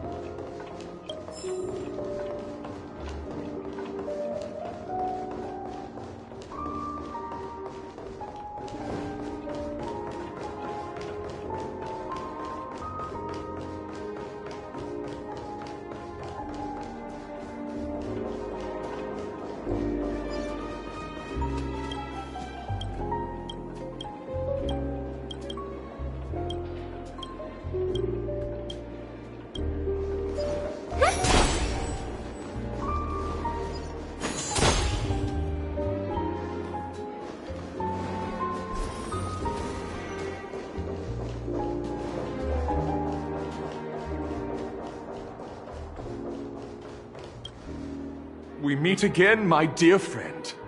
Your journey of the beauty is even more elegant than mine. My most sincere regards to you.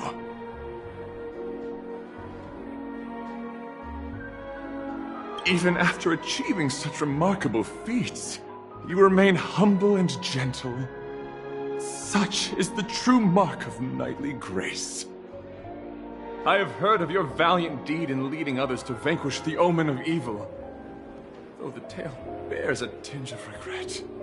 You have undoubtedly championed beauty and justice. May Adrilla smile upon you.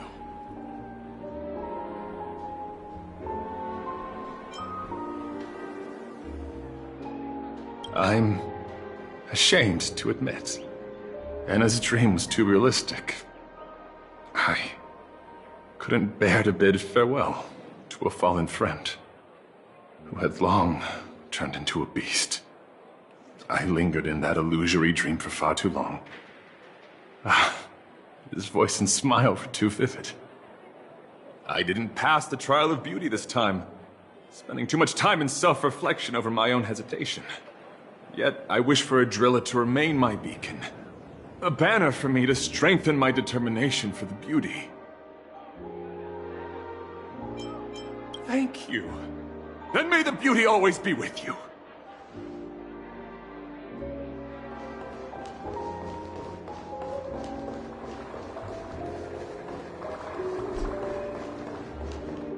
The festival hasn't started. Let's take a quick break. Hi, we meet again. Who's that? It's really you! I knew I didn't get the wrong person. It was you. I saw you opening treasure chests, hitting balloons, and playing dreamy slots. I don't think I'm mistaken, right? There's still some time before the Charmony Festival starts. Do you want to chat?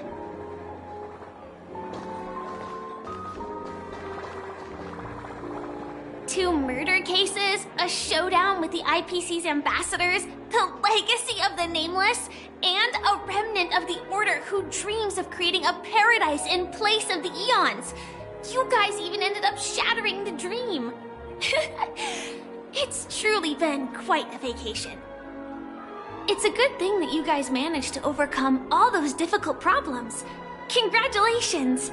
After the Charmony Festival's opening, will you guys be leaving again?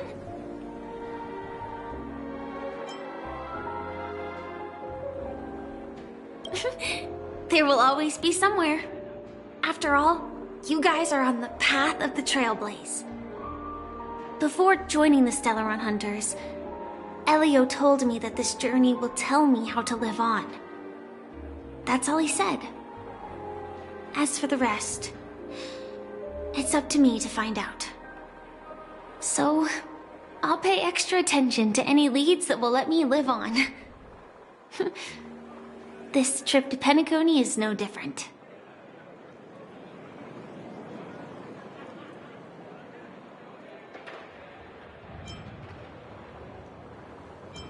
Yes, sadly I was looking in the wrong place. But I did reap some rewards. Do you know Miss Jade from the IPC's Strategic Investment Department? Bonajade Exchange belongs to her. She told me her price, but...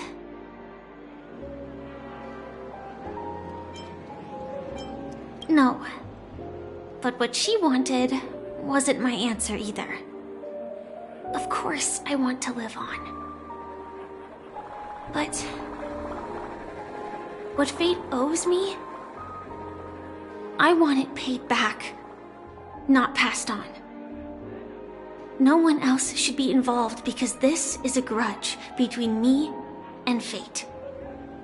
Speaking of which, actually, I feel that I still owe you a formal apology for that matter with the performer of the Iris family. Even the smallest of lies can turn into a betrayal as sharp as a blade. I'm sorry.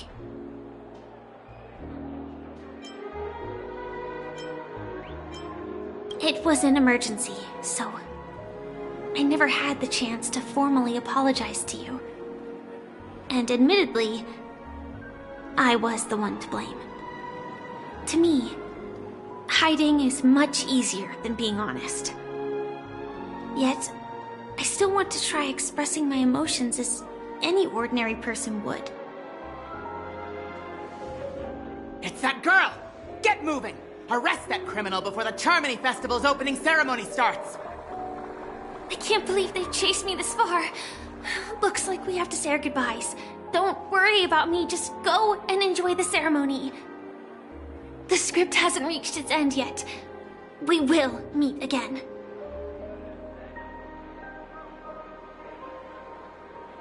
I hope she's okay. But if it's only those two hounds again, she'll probably be fine. I'll send a message later to check in on her. Let's go attend the Charmony Festival first.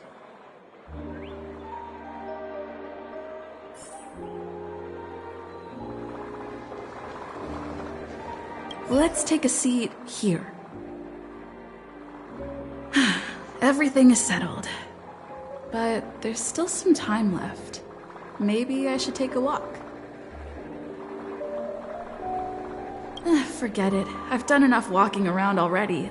Let's take a seat and rest for a while.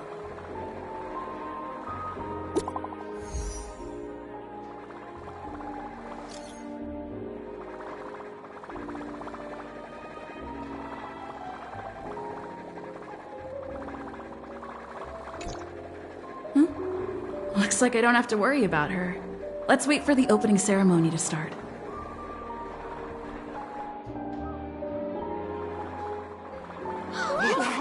It's Miss Robin!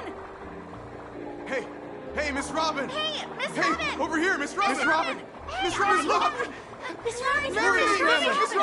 Miss Robin! Glory to the family! Glory to the family! I'm your biggest fan, Miss Robin!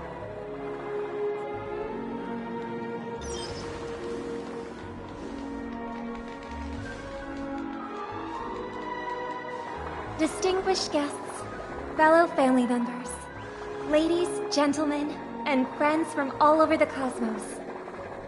It's a pleasure to join you all in celebrating the grandest ceremony of the Amber Era, the Charmony Festival.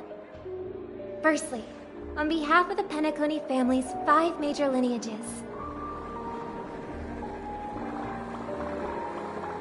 and on behalf of myself, I'd like to extend a warm welcome to all our guests.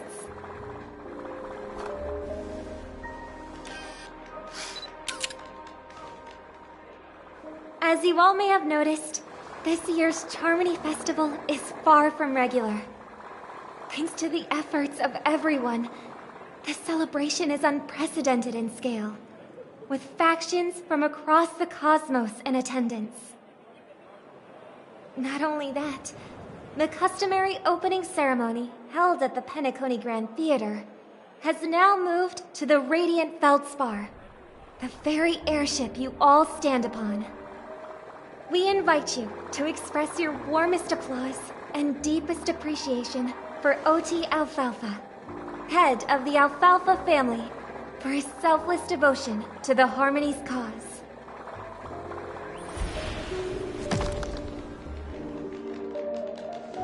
What makes this festival so uniquely significant? As is widely known, the Radiant Feldspar had to halt its voyage due to an anomaly in the Sweet Dream, sparking widespread discussion in the 12 Hours. Thanks to the hard work of Penacony's internal and external factions, we've finally gotten the Dreamscape back on track, just in time for the Charmony Festival. And as they say, good things come in pairs. The Charmony Festival not only celebrates this achievement, but also marks the relaunch of the Radiant Feldspar. And finally, the last reason. Does everyone remember the Watchmaker? In truth, the family has poured their efforts into this festival just to commemorate this legendary luminary. The father of Penacony, Mikhail Chard Legwork, one of the legendary Nameless who laid the foundations of Penacony. In the most bewildering times of the planet of festivities, it was he who descended from the sky with his companions, who taught us through trailblazing where freedom lies. It was also they who led the vanguard in the pioneering of the Dreamscape, in exchange for what is now known as the Paradise of Harmony. It can be said that Penacony's splendid success today is deeply rooted in the trailblazing ethos the Watchmaker planted within us. Only by honoring this trailblazing spirit can we fulfill our mission and spread harmony to a broader audience. Aw, that's so nice of her. She's talking about us.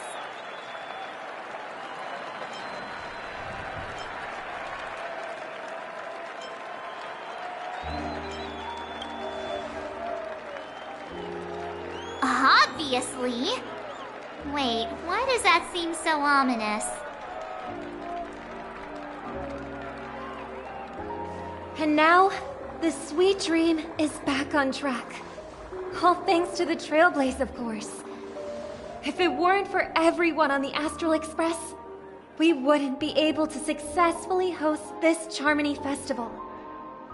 Thus, with unanimous consent from the 5 major lineages, Penacony's family, on behalf of all family members throughout the cosmos, offer a token of appreciation to the Nameless. Oh, I wonder if it's gonna be a big one. We will transfer ownership of the Radiant Feldspar to the Astral Express. A meager appreciation that we hope you will accept with grace. Let us gift our applause and cheers to these brave and dauntless Nameless. Nameless! Nameless! Nameless! And now, I propose a toast.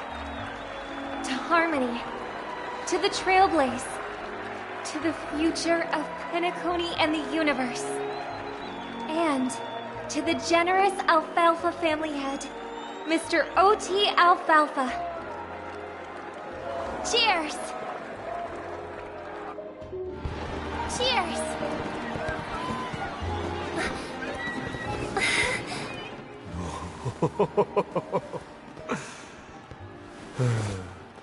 To make a decision like that. This little bird is no less capable than her brother. All's well. Right. But have you forgotten someone, my gray-haired friend? I put a bomb on this ship. You have 10 minutes to find it. Better hurry. When did this get shoved into my hands? There are still so many bombs. Now is not the time for the plot payoff. I can't handle this alone. Time to create a group and inform everyone.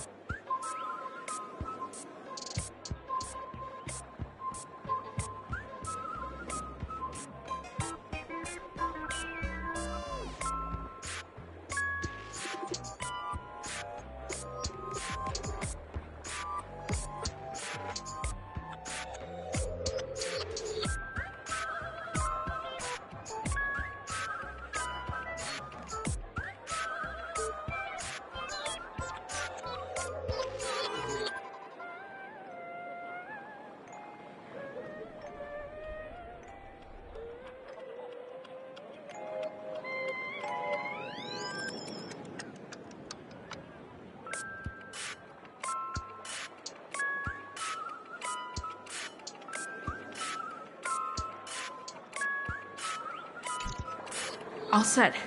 Let's start following the plan.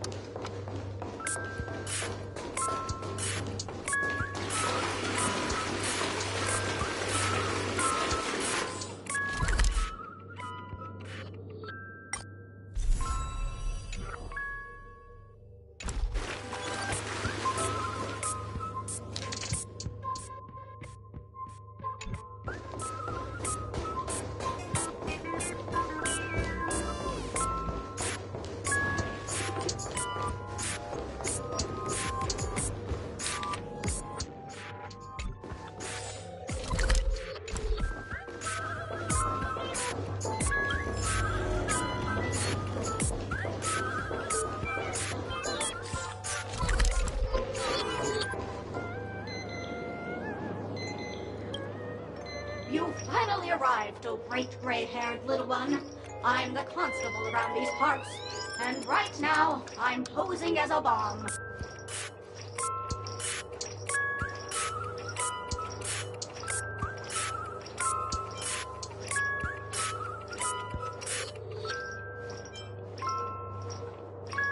don't like it.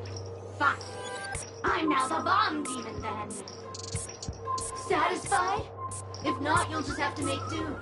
Alright, now that you've found me, it's my turn to complete my mission. Next, I'll count down from 5, and then explode! 5, 4, 1.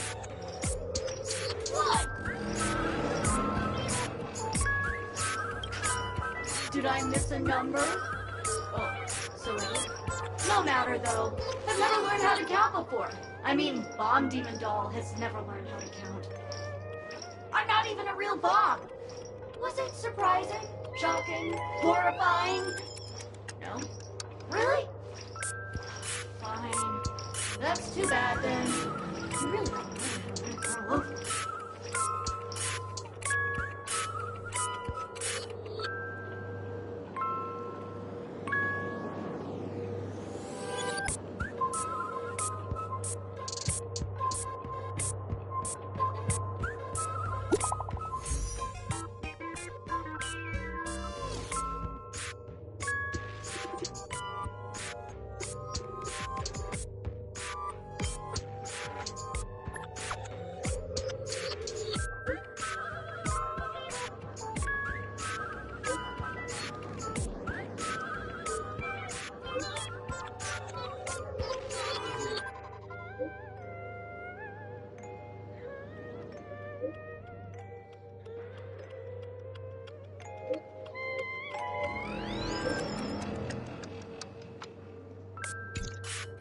At least I made some progress.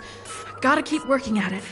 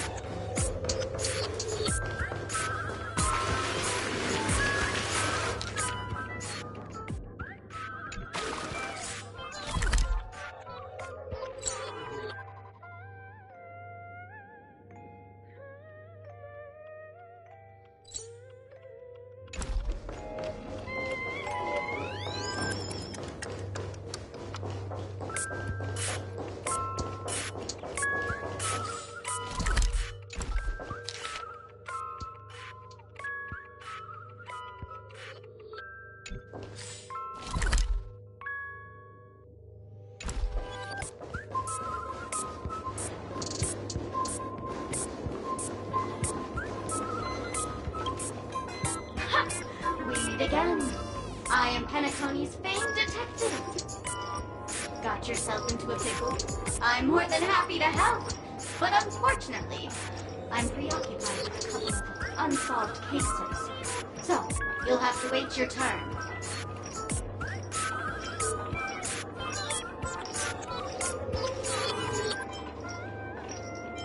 Wow. Right. It completely slipped my mind. Dr. Boom specializes in explosives. I need your help, miss. You've had quite a few run-ins with Dr. Boom. And with the recent bomb situation, you're bound to find evidence that proves Dr. Boom is the killer. The first case is the So Glad factory arson case. We found a hammer, a doll, and half a liter of unidentified fluid at the scene of the crime. Our forensics results showed it's a red herring.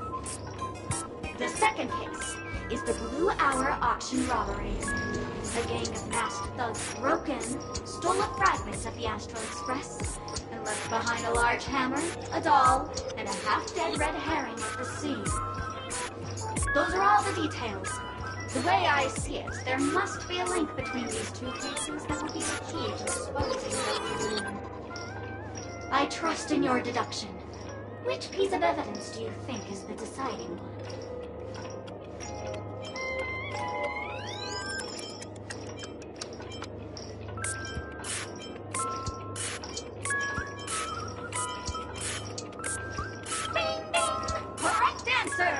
You're good, gray hair. Your mind is pretty sharp. Same And as you've put in so much effort, I'll throw you a bone. The bomb's not here. This is only a prank I've craftily set up. Hurry, time's running out. You better find that real bomb quickly.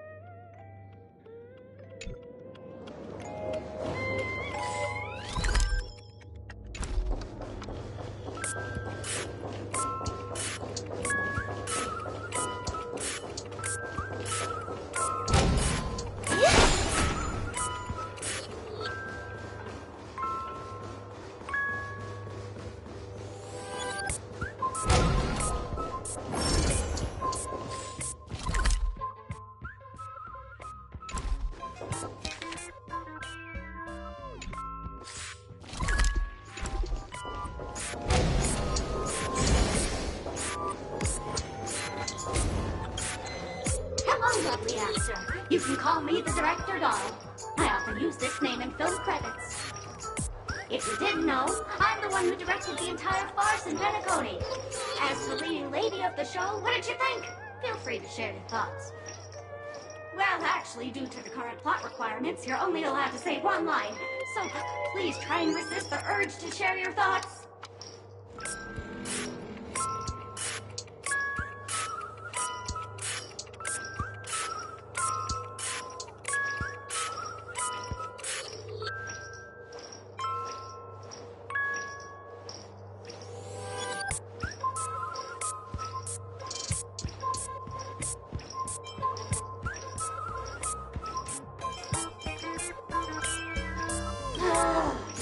Oh, my balls for being duped by the masked fools. This screenplay was written by someone named Miss Sparkle. She said she graduated from Sparkle University's film directing and screenwriting program, so we instantly hit it off. Who knew that there was no such thing as the film directing and screenwriting program at Sparkle University? In fact, Sparkle University isn't even real! Ah! Sparkle! Since you're done asking questions and I'm done answering, according to the script, I must reveal to you the fact that there's no bomb here at all, thus causing you to want to kick yourself for spending this whole time listening to me prattling on, after which we will part ways. But don't fret, I've also prepared a gift for you. A dream bubble that has the thrilling life and death moments I shared with a beautiful memo keeper. If you haven't seen it yet, you should hurry up and look for Dr. Edward.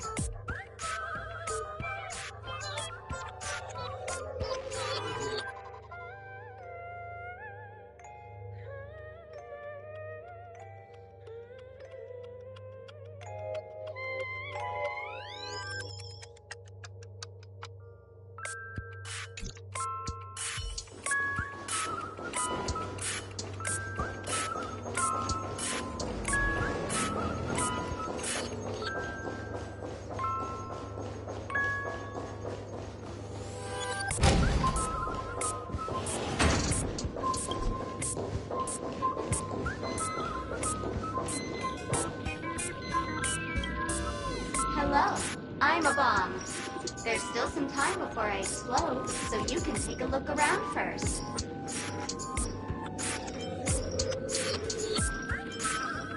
Diffuse? No problem.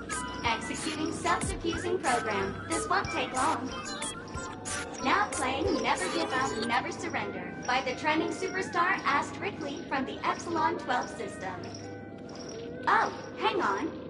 Penacony's family have not purchased the rights to this song. We can't play it here. How about this?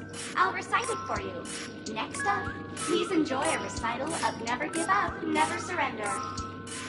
Oh, aha! If you ask me how I feel about you, don't tell me that you pretend not to see.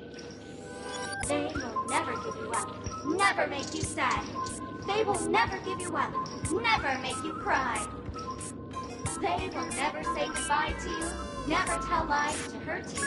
Praise, aha!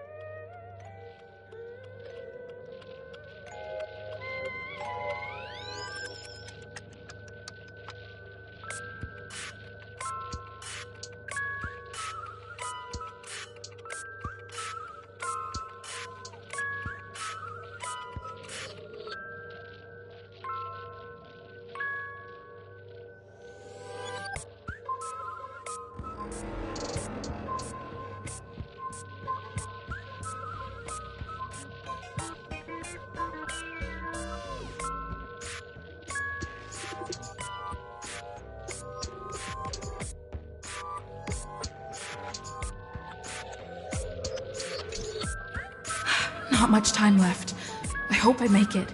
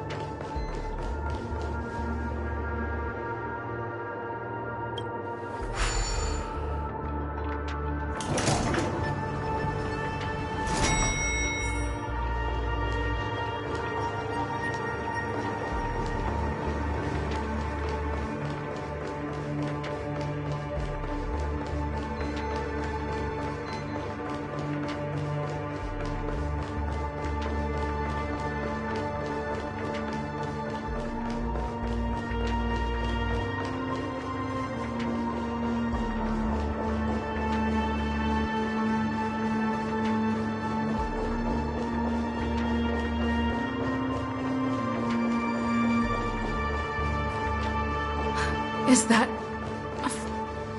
28 minutes, 46 seconds. 28 minutes, 45 seconds. You're here!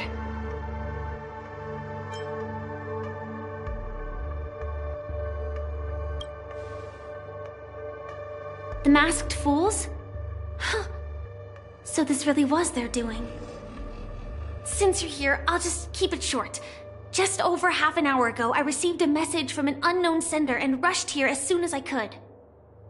27 minutes, 52 seconds. 27 minutes, 51 seconds. The Sweet Dream has lost the protection of the Order.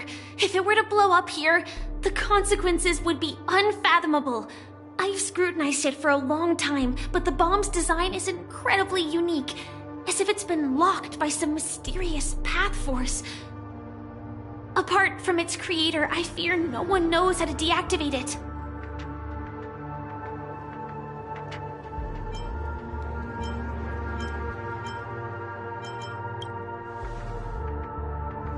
It's difficult. Time is running out, and she's a master of disguise. And even if we catch her, she won't come quietly.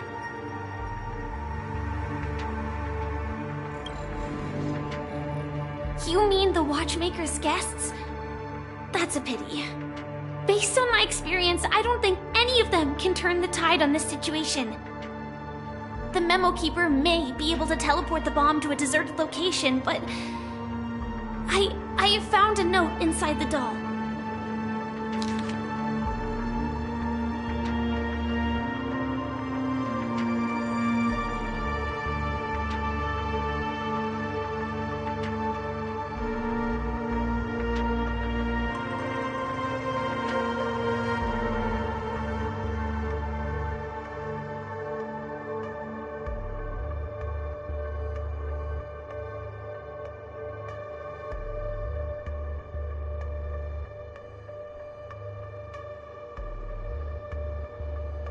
I don't know what grudges they have, but this path is a dead end, too.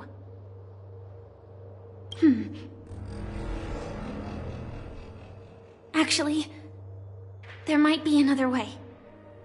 Do you still remember? The script said that I will experience death 3 times in the Land of Dreams. I think this moment heralds the 3rd time.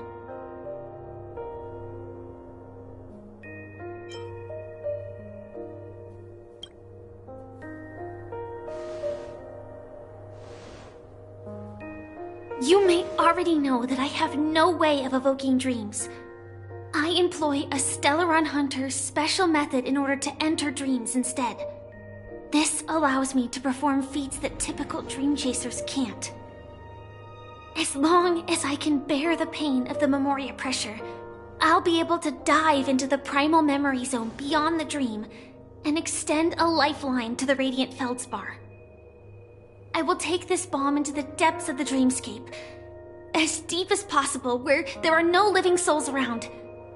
That way, at least no one will get hurt.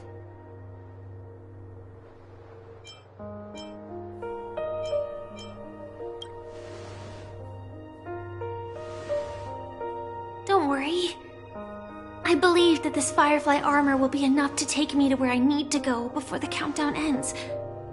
And maybe even make it back safely. At present, this is our best and most logical course of action. After all, a long story deserves a happy ending. I have some words to share with you, though they were spoken to me by Miss Acheron. She said that the so-called impossible is merely something that is yet to happen.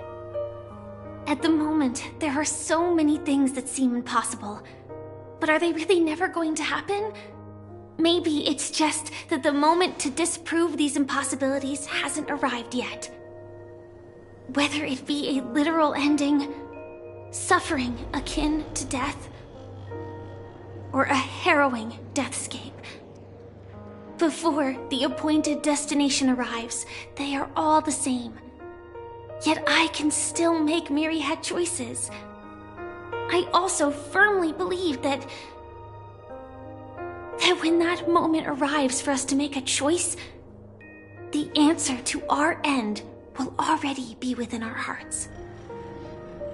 It is not destiny that shapes us, but we who shape destiny.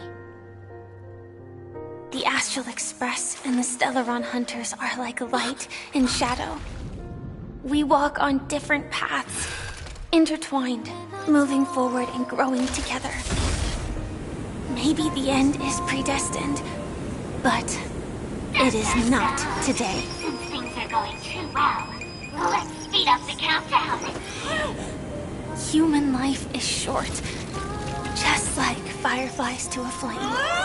So if you have an answer in your heart, always remember, don't leave with any regrets. We have this right, don't we?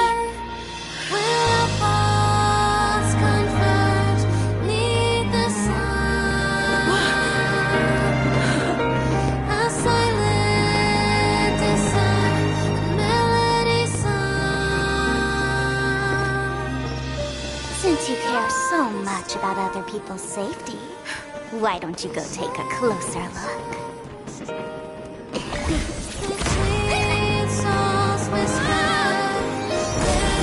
You see, everything is possible in this land of dreams. We each came here with our own goals and realized them in unimaginable ways. Regardless if the result was a sweet illusion or a bitter reality. It was an answer we longed for, day and night.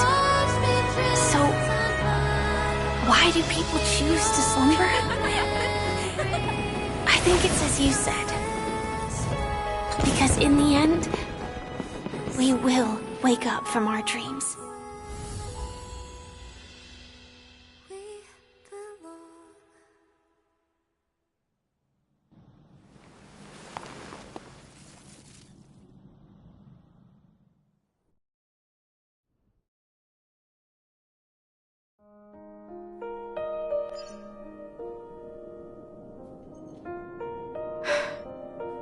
When I arrived, I happened to see a child holding it.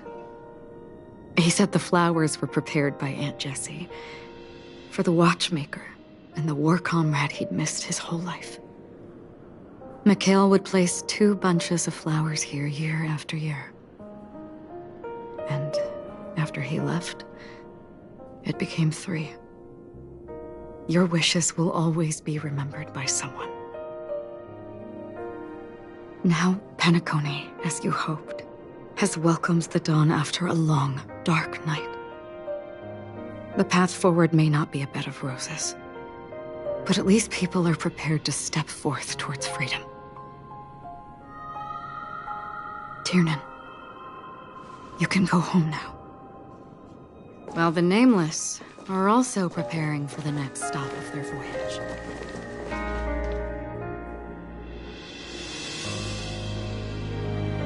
But before leaving, we still have one last thing to do.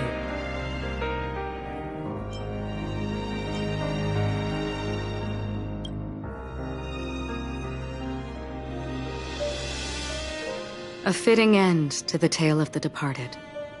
One could not ask for a better farewell. Go on. They're all here.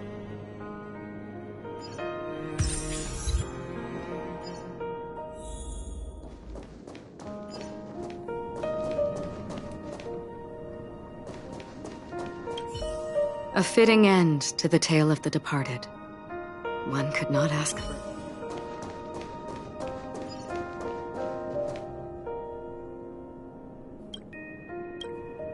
Honestly, when I heard the conductor's request, I was pretty surprised.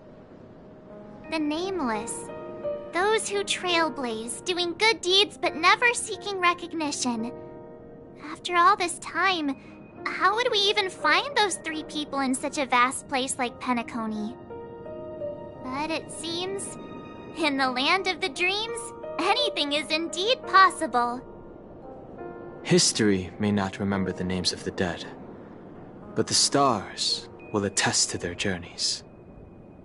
The first glimmer of light in the prolonged night often illuminates little, as it is fleeting in the darkness too vast. But because of this, people will remember.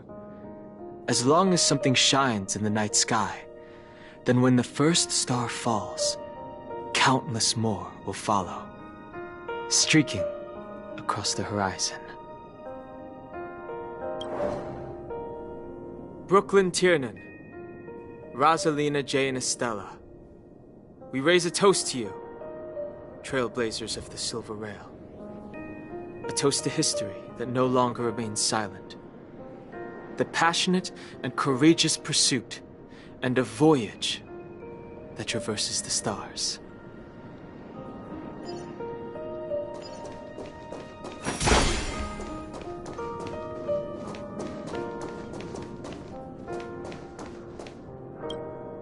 That statue.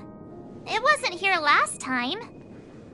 Looks like this is the last riddle that Mr. Gallagher left for us. In the end, we still failed to figure out his true identity, or if he was even a living person. What should I say? I mean, this guy is definitely a history fictionologist, all right. I'm suddenly reminded of the time at the theme park when he said he was only 13 years old. Could that have meant something too?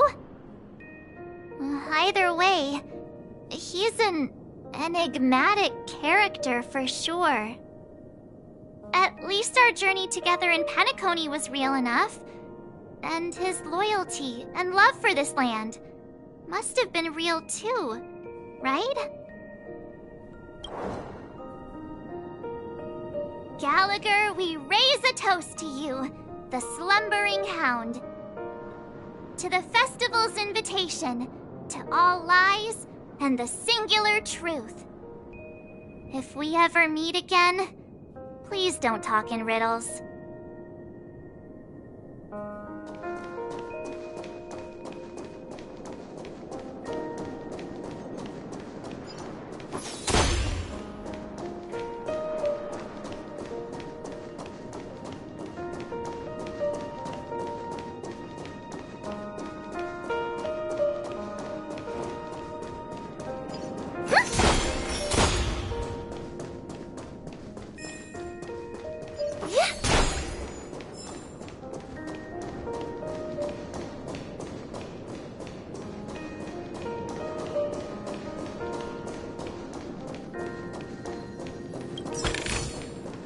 I do like surprises.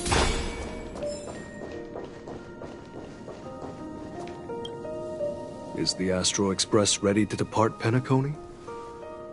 Apologies, Mr. Mika, that we are only now bidding you farewell. Oh, that's all right.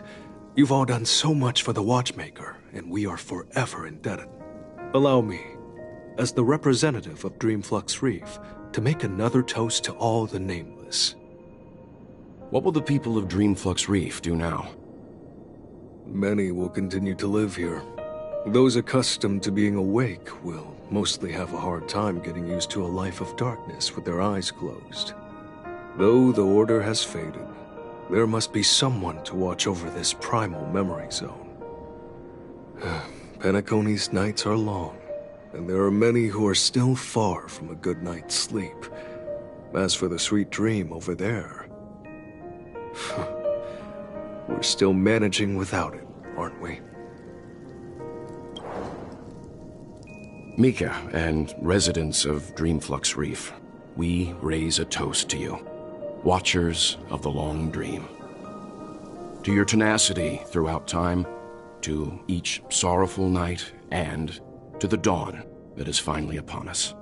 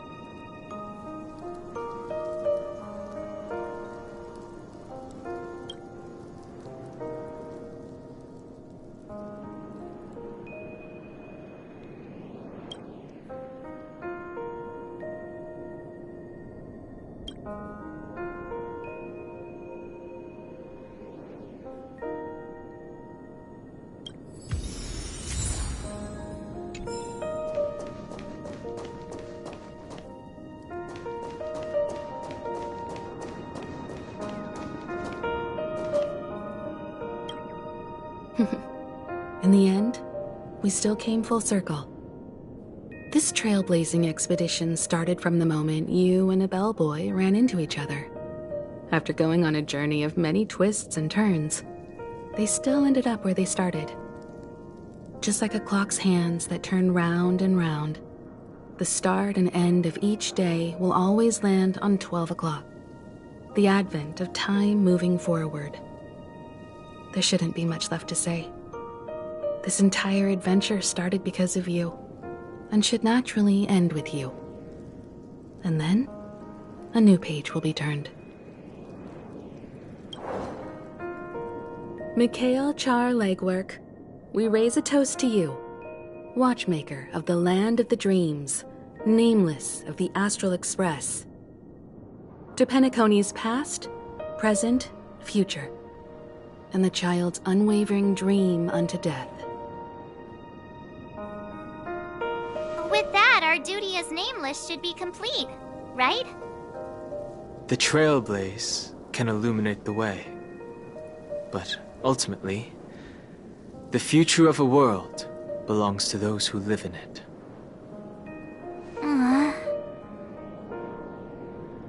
I still feel that Mr. Mikhail must have really wanted to witness this day himself.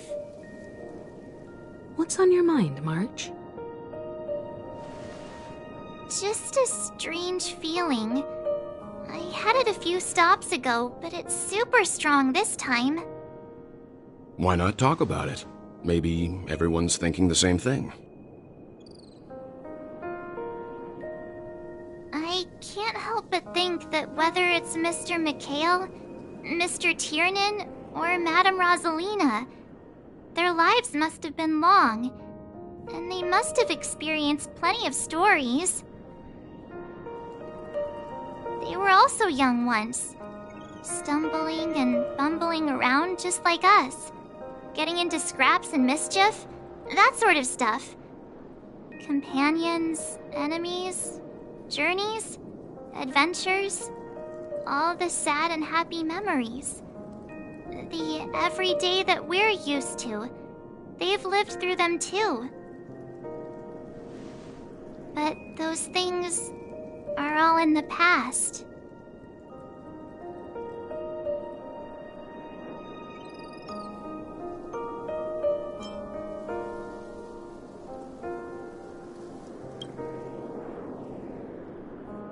Yeah, maybe that's the precise thing I can't let go of. It'll be easier to understand if I use an analogy. Like when you're reading a book. If one of its characters keeps running into obstacles and experiences an ending full of regrets, we're bound to feel a bit mixed about it, right?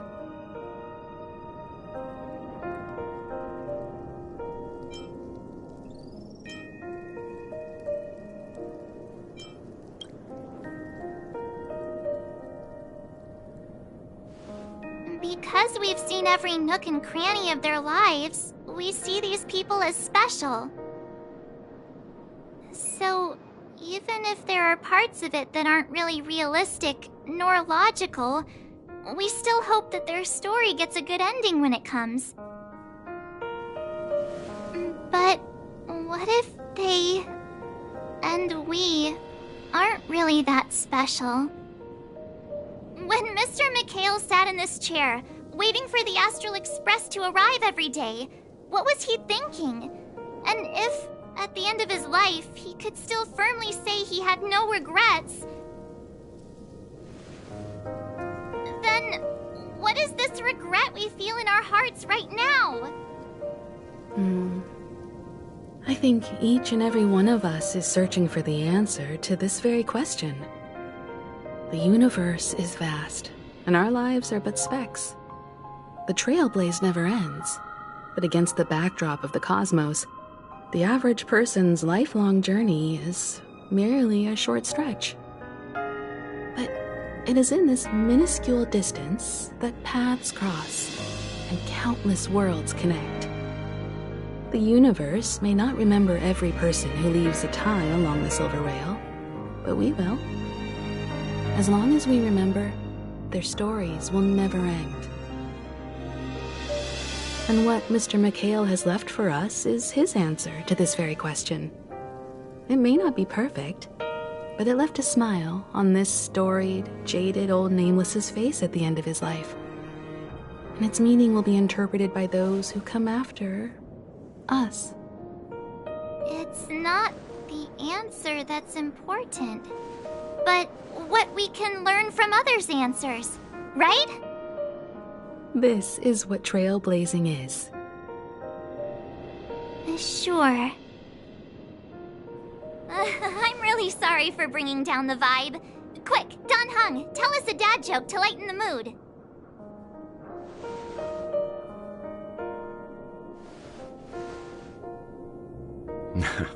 It's never a bad thing to reflect. One day, we'll all have to face our own farewells. But before that, we still have a long way ahead of us together. So the most important thing right now is to tell the conductor what we saw in Penacony. Then prepare ourselves for our next trailblazing destination. I should get back to the Express. Or maybe I could say my final goodbye to Acheron.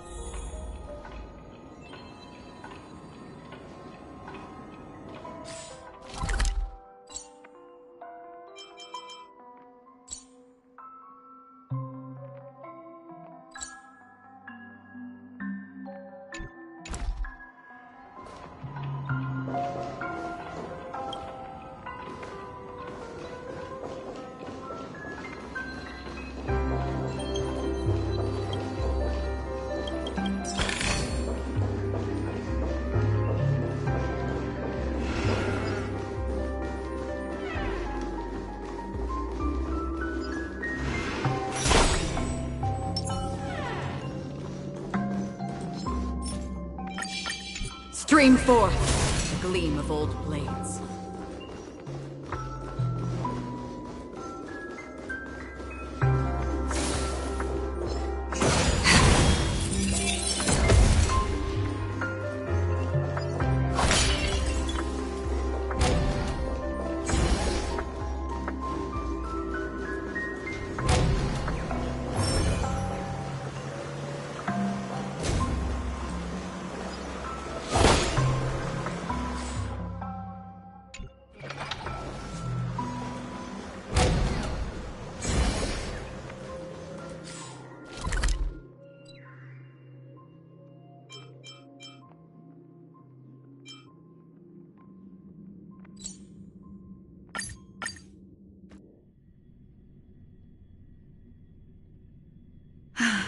I should get back to the Express. Or maybe I could say my final goodbye to Acheron.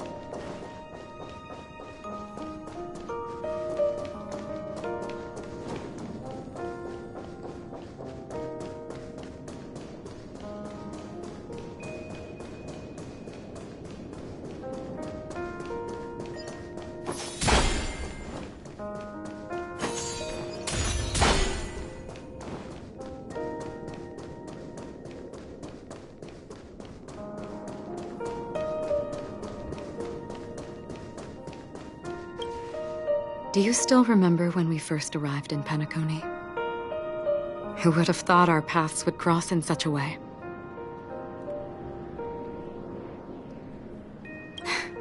Come to think of it, I didn't even get a chance to formally introduce myself.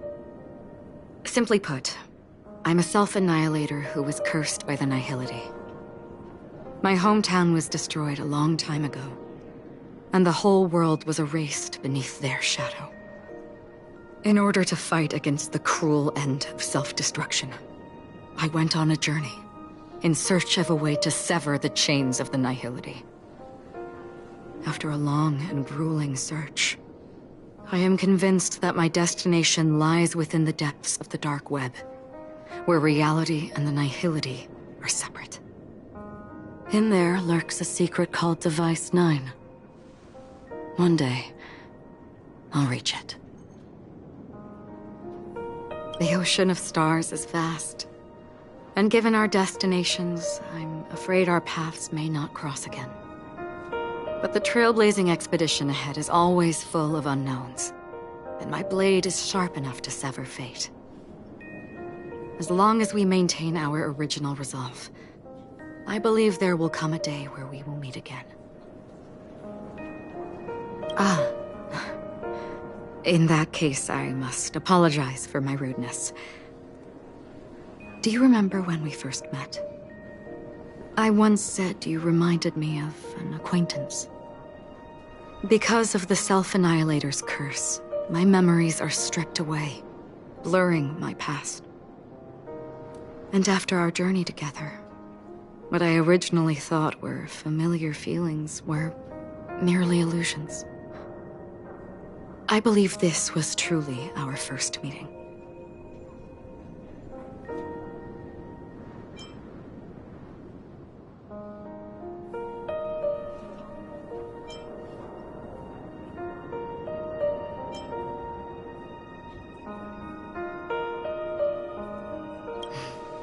That's right.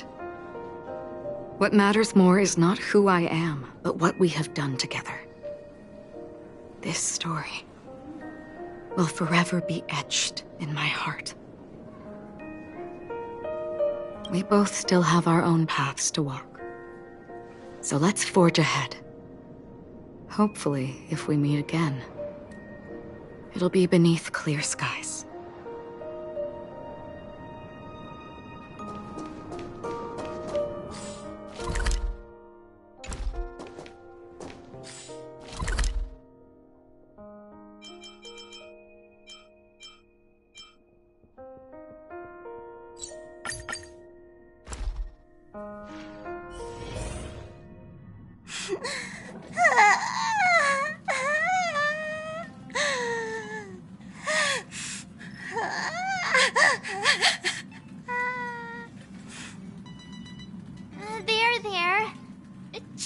Pom-Pom. Don't be sad. Don't cry. Wow. Your method of consolation is truly unsophisticated. Still better than just standing there like a scarecrow.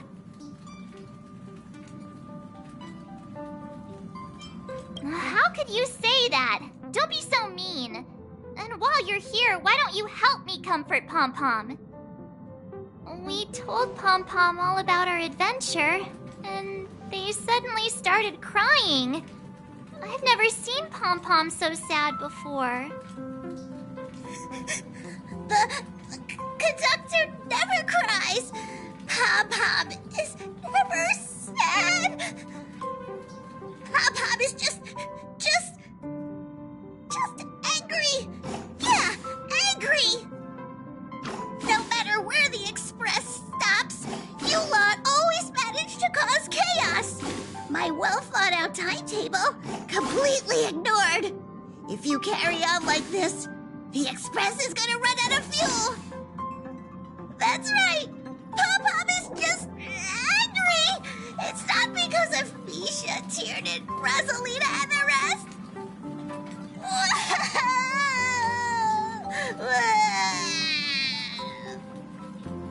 It's okay. Oh, Pom-Pom, just let it all out. Everyone, could you all take a break in the next car? Don't worry. I'll stay here with Pom-Pom. But... Let's go, March.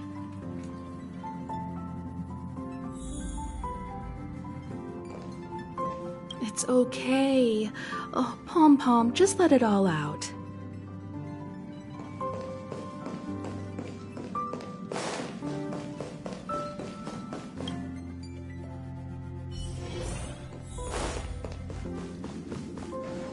I never expected Pom-Pom would be so distraught. Those three nameless must have meant a lot to Pom-Pom. No one knows exactly when Pom-Pom boarded the Express, but one can surmise that their journey has been filled with many hellos and goodbyes. Probably more than we can imagine. The fact that they're crying so hard is probably a good sign. It proves that Pom-Pom's emotions haven't become dulled by the grind of time. They still deeply cherish every nameless who has boarded the Express and value every journey shared with them. Leave it to Himiko. When it comes to comforting, there's no one better on the Express.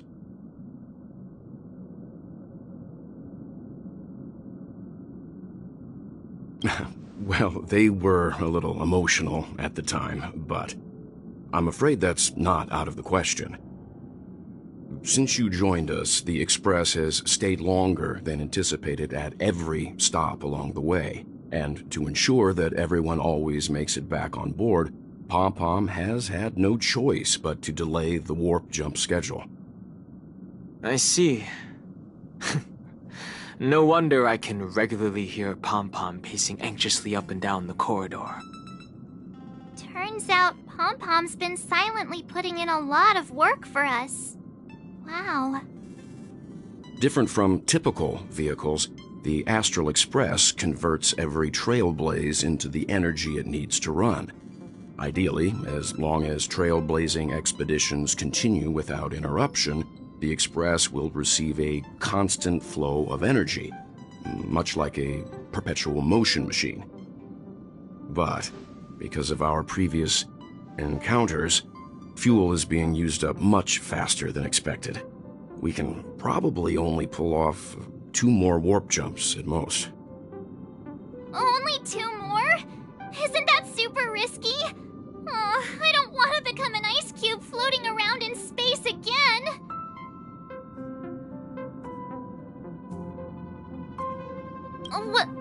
When you put it like that, it doesn't actually sound too bad. But I don't even want to become an adorable ice cube floating around in space again. Which also means that we must prudently consider our next destination. Yes, I've already checked the astral charts. The two nearest worlds to us are the oceanic planet of Lushaka and the agate world, Melustanen. As for which one we're headed to, that still requires a vote. Or perhaps you might consider a suggestion.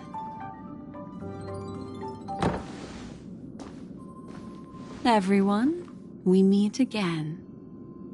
It's you! Why were you just in my room?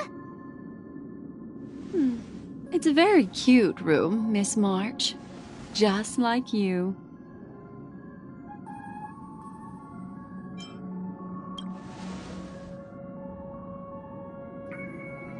Memo Keeper, let's put aside how you managed to sneak past everyone and board the Express for now. You mentioned a suggestion. I accidentally overheard how the Express obtains fuel. I just wanted to chat with everyone to see if we could work together. But now, it appears my suggestion could be the very lifeline that saves everyone. Please speak candidly. Depending on what you say, we could very well ask you to disembark. Ah, the Permanence's descendant. What a charming little dragon, especially with those mired memories of yours. But I digress. If the Astral Express is in urgent need of a special trailblazing expedition to recharge its engine, have you all considered this? Perhaps your destination could be a world that even the renowned Akivili never reached. Should you be able to lay down a new stretch of silver rail, the Express may never have to worry about energy ever again. Trailblazing to a world that even Akivili has never been to? Is that possible? Continue, Memo Keeper. This destination of which you speak, what sort of world is it? A world that many across the universe don't even know exists. A world hidden away from outside observation. Its presence only revealed by the light from the mirror of the Garden of Recollection. A world fettered by 3 paths, its destiny hanging in the balance. The Eternal Land, Amphorius.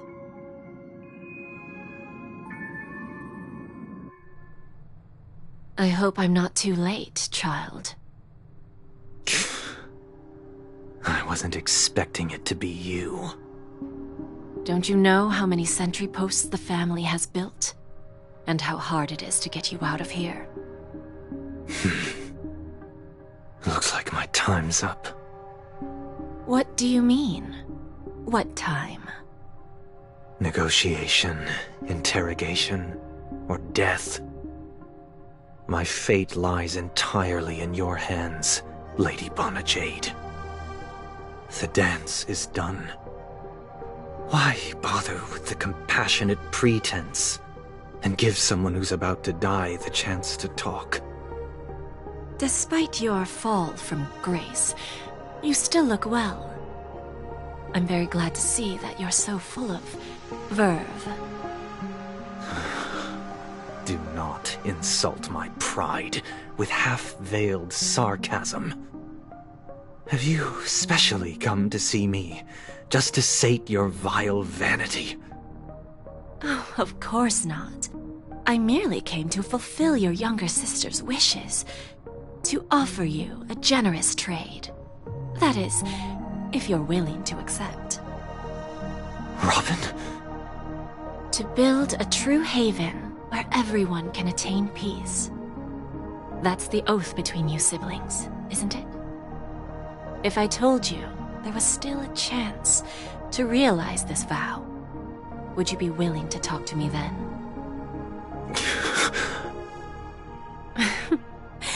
I recognize the gravity of this question, which is why you don't have to answer me right now. Go now. You are free, O Chosen One.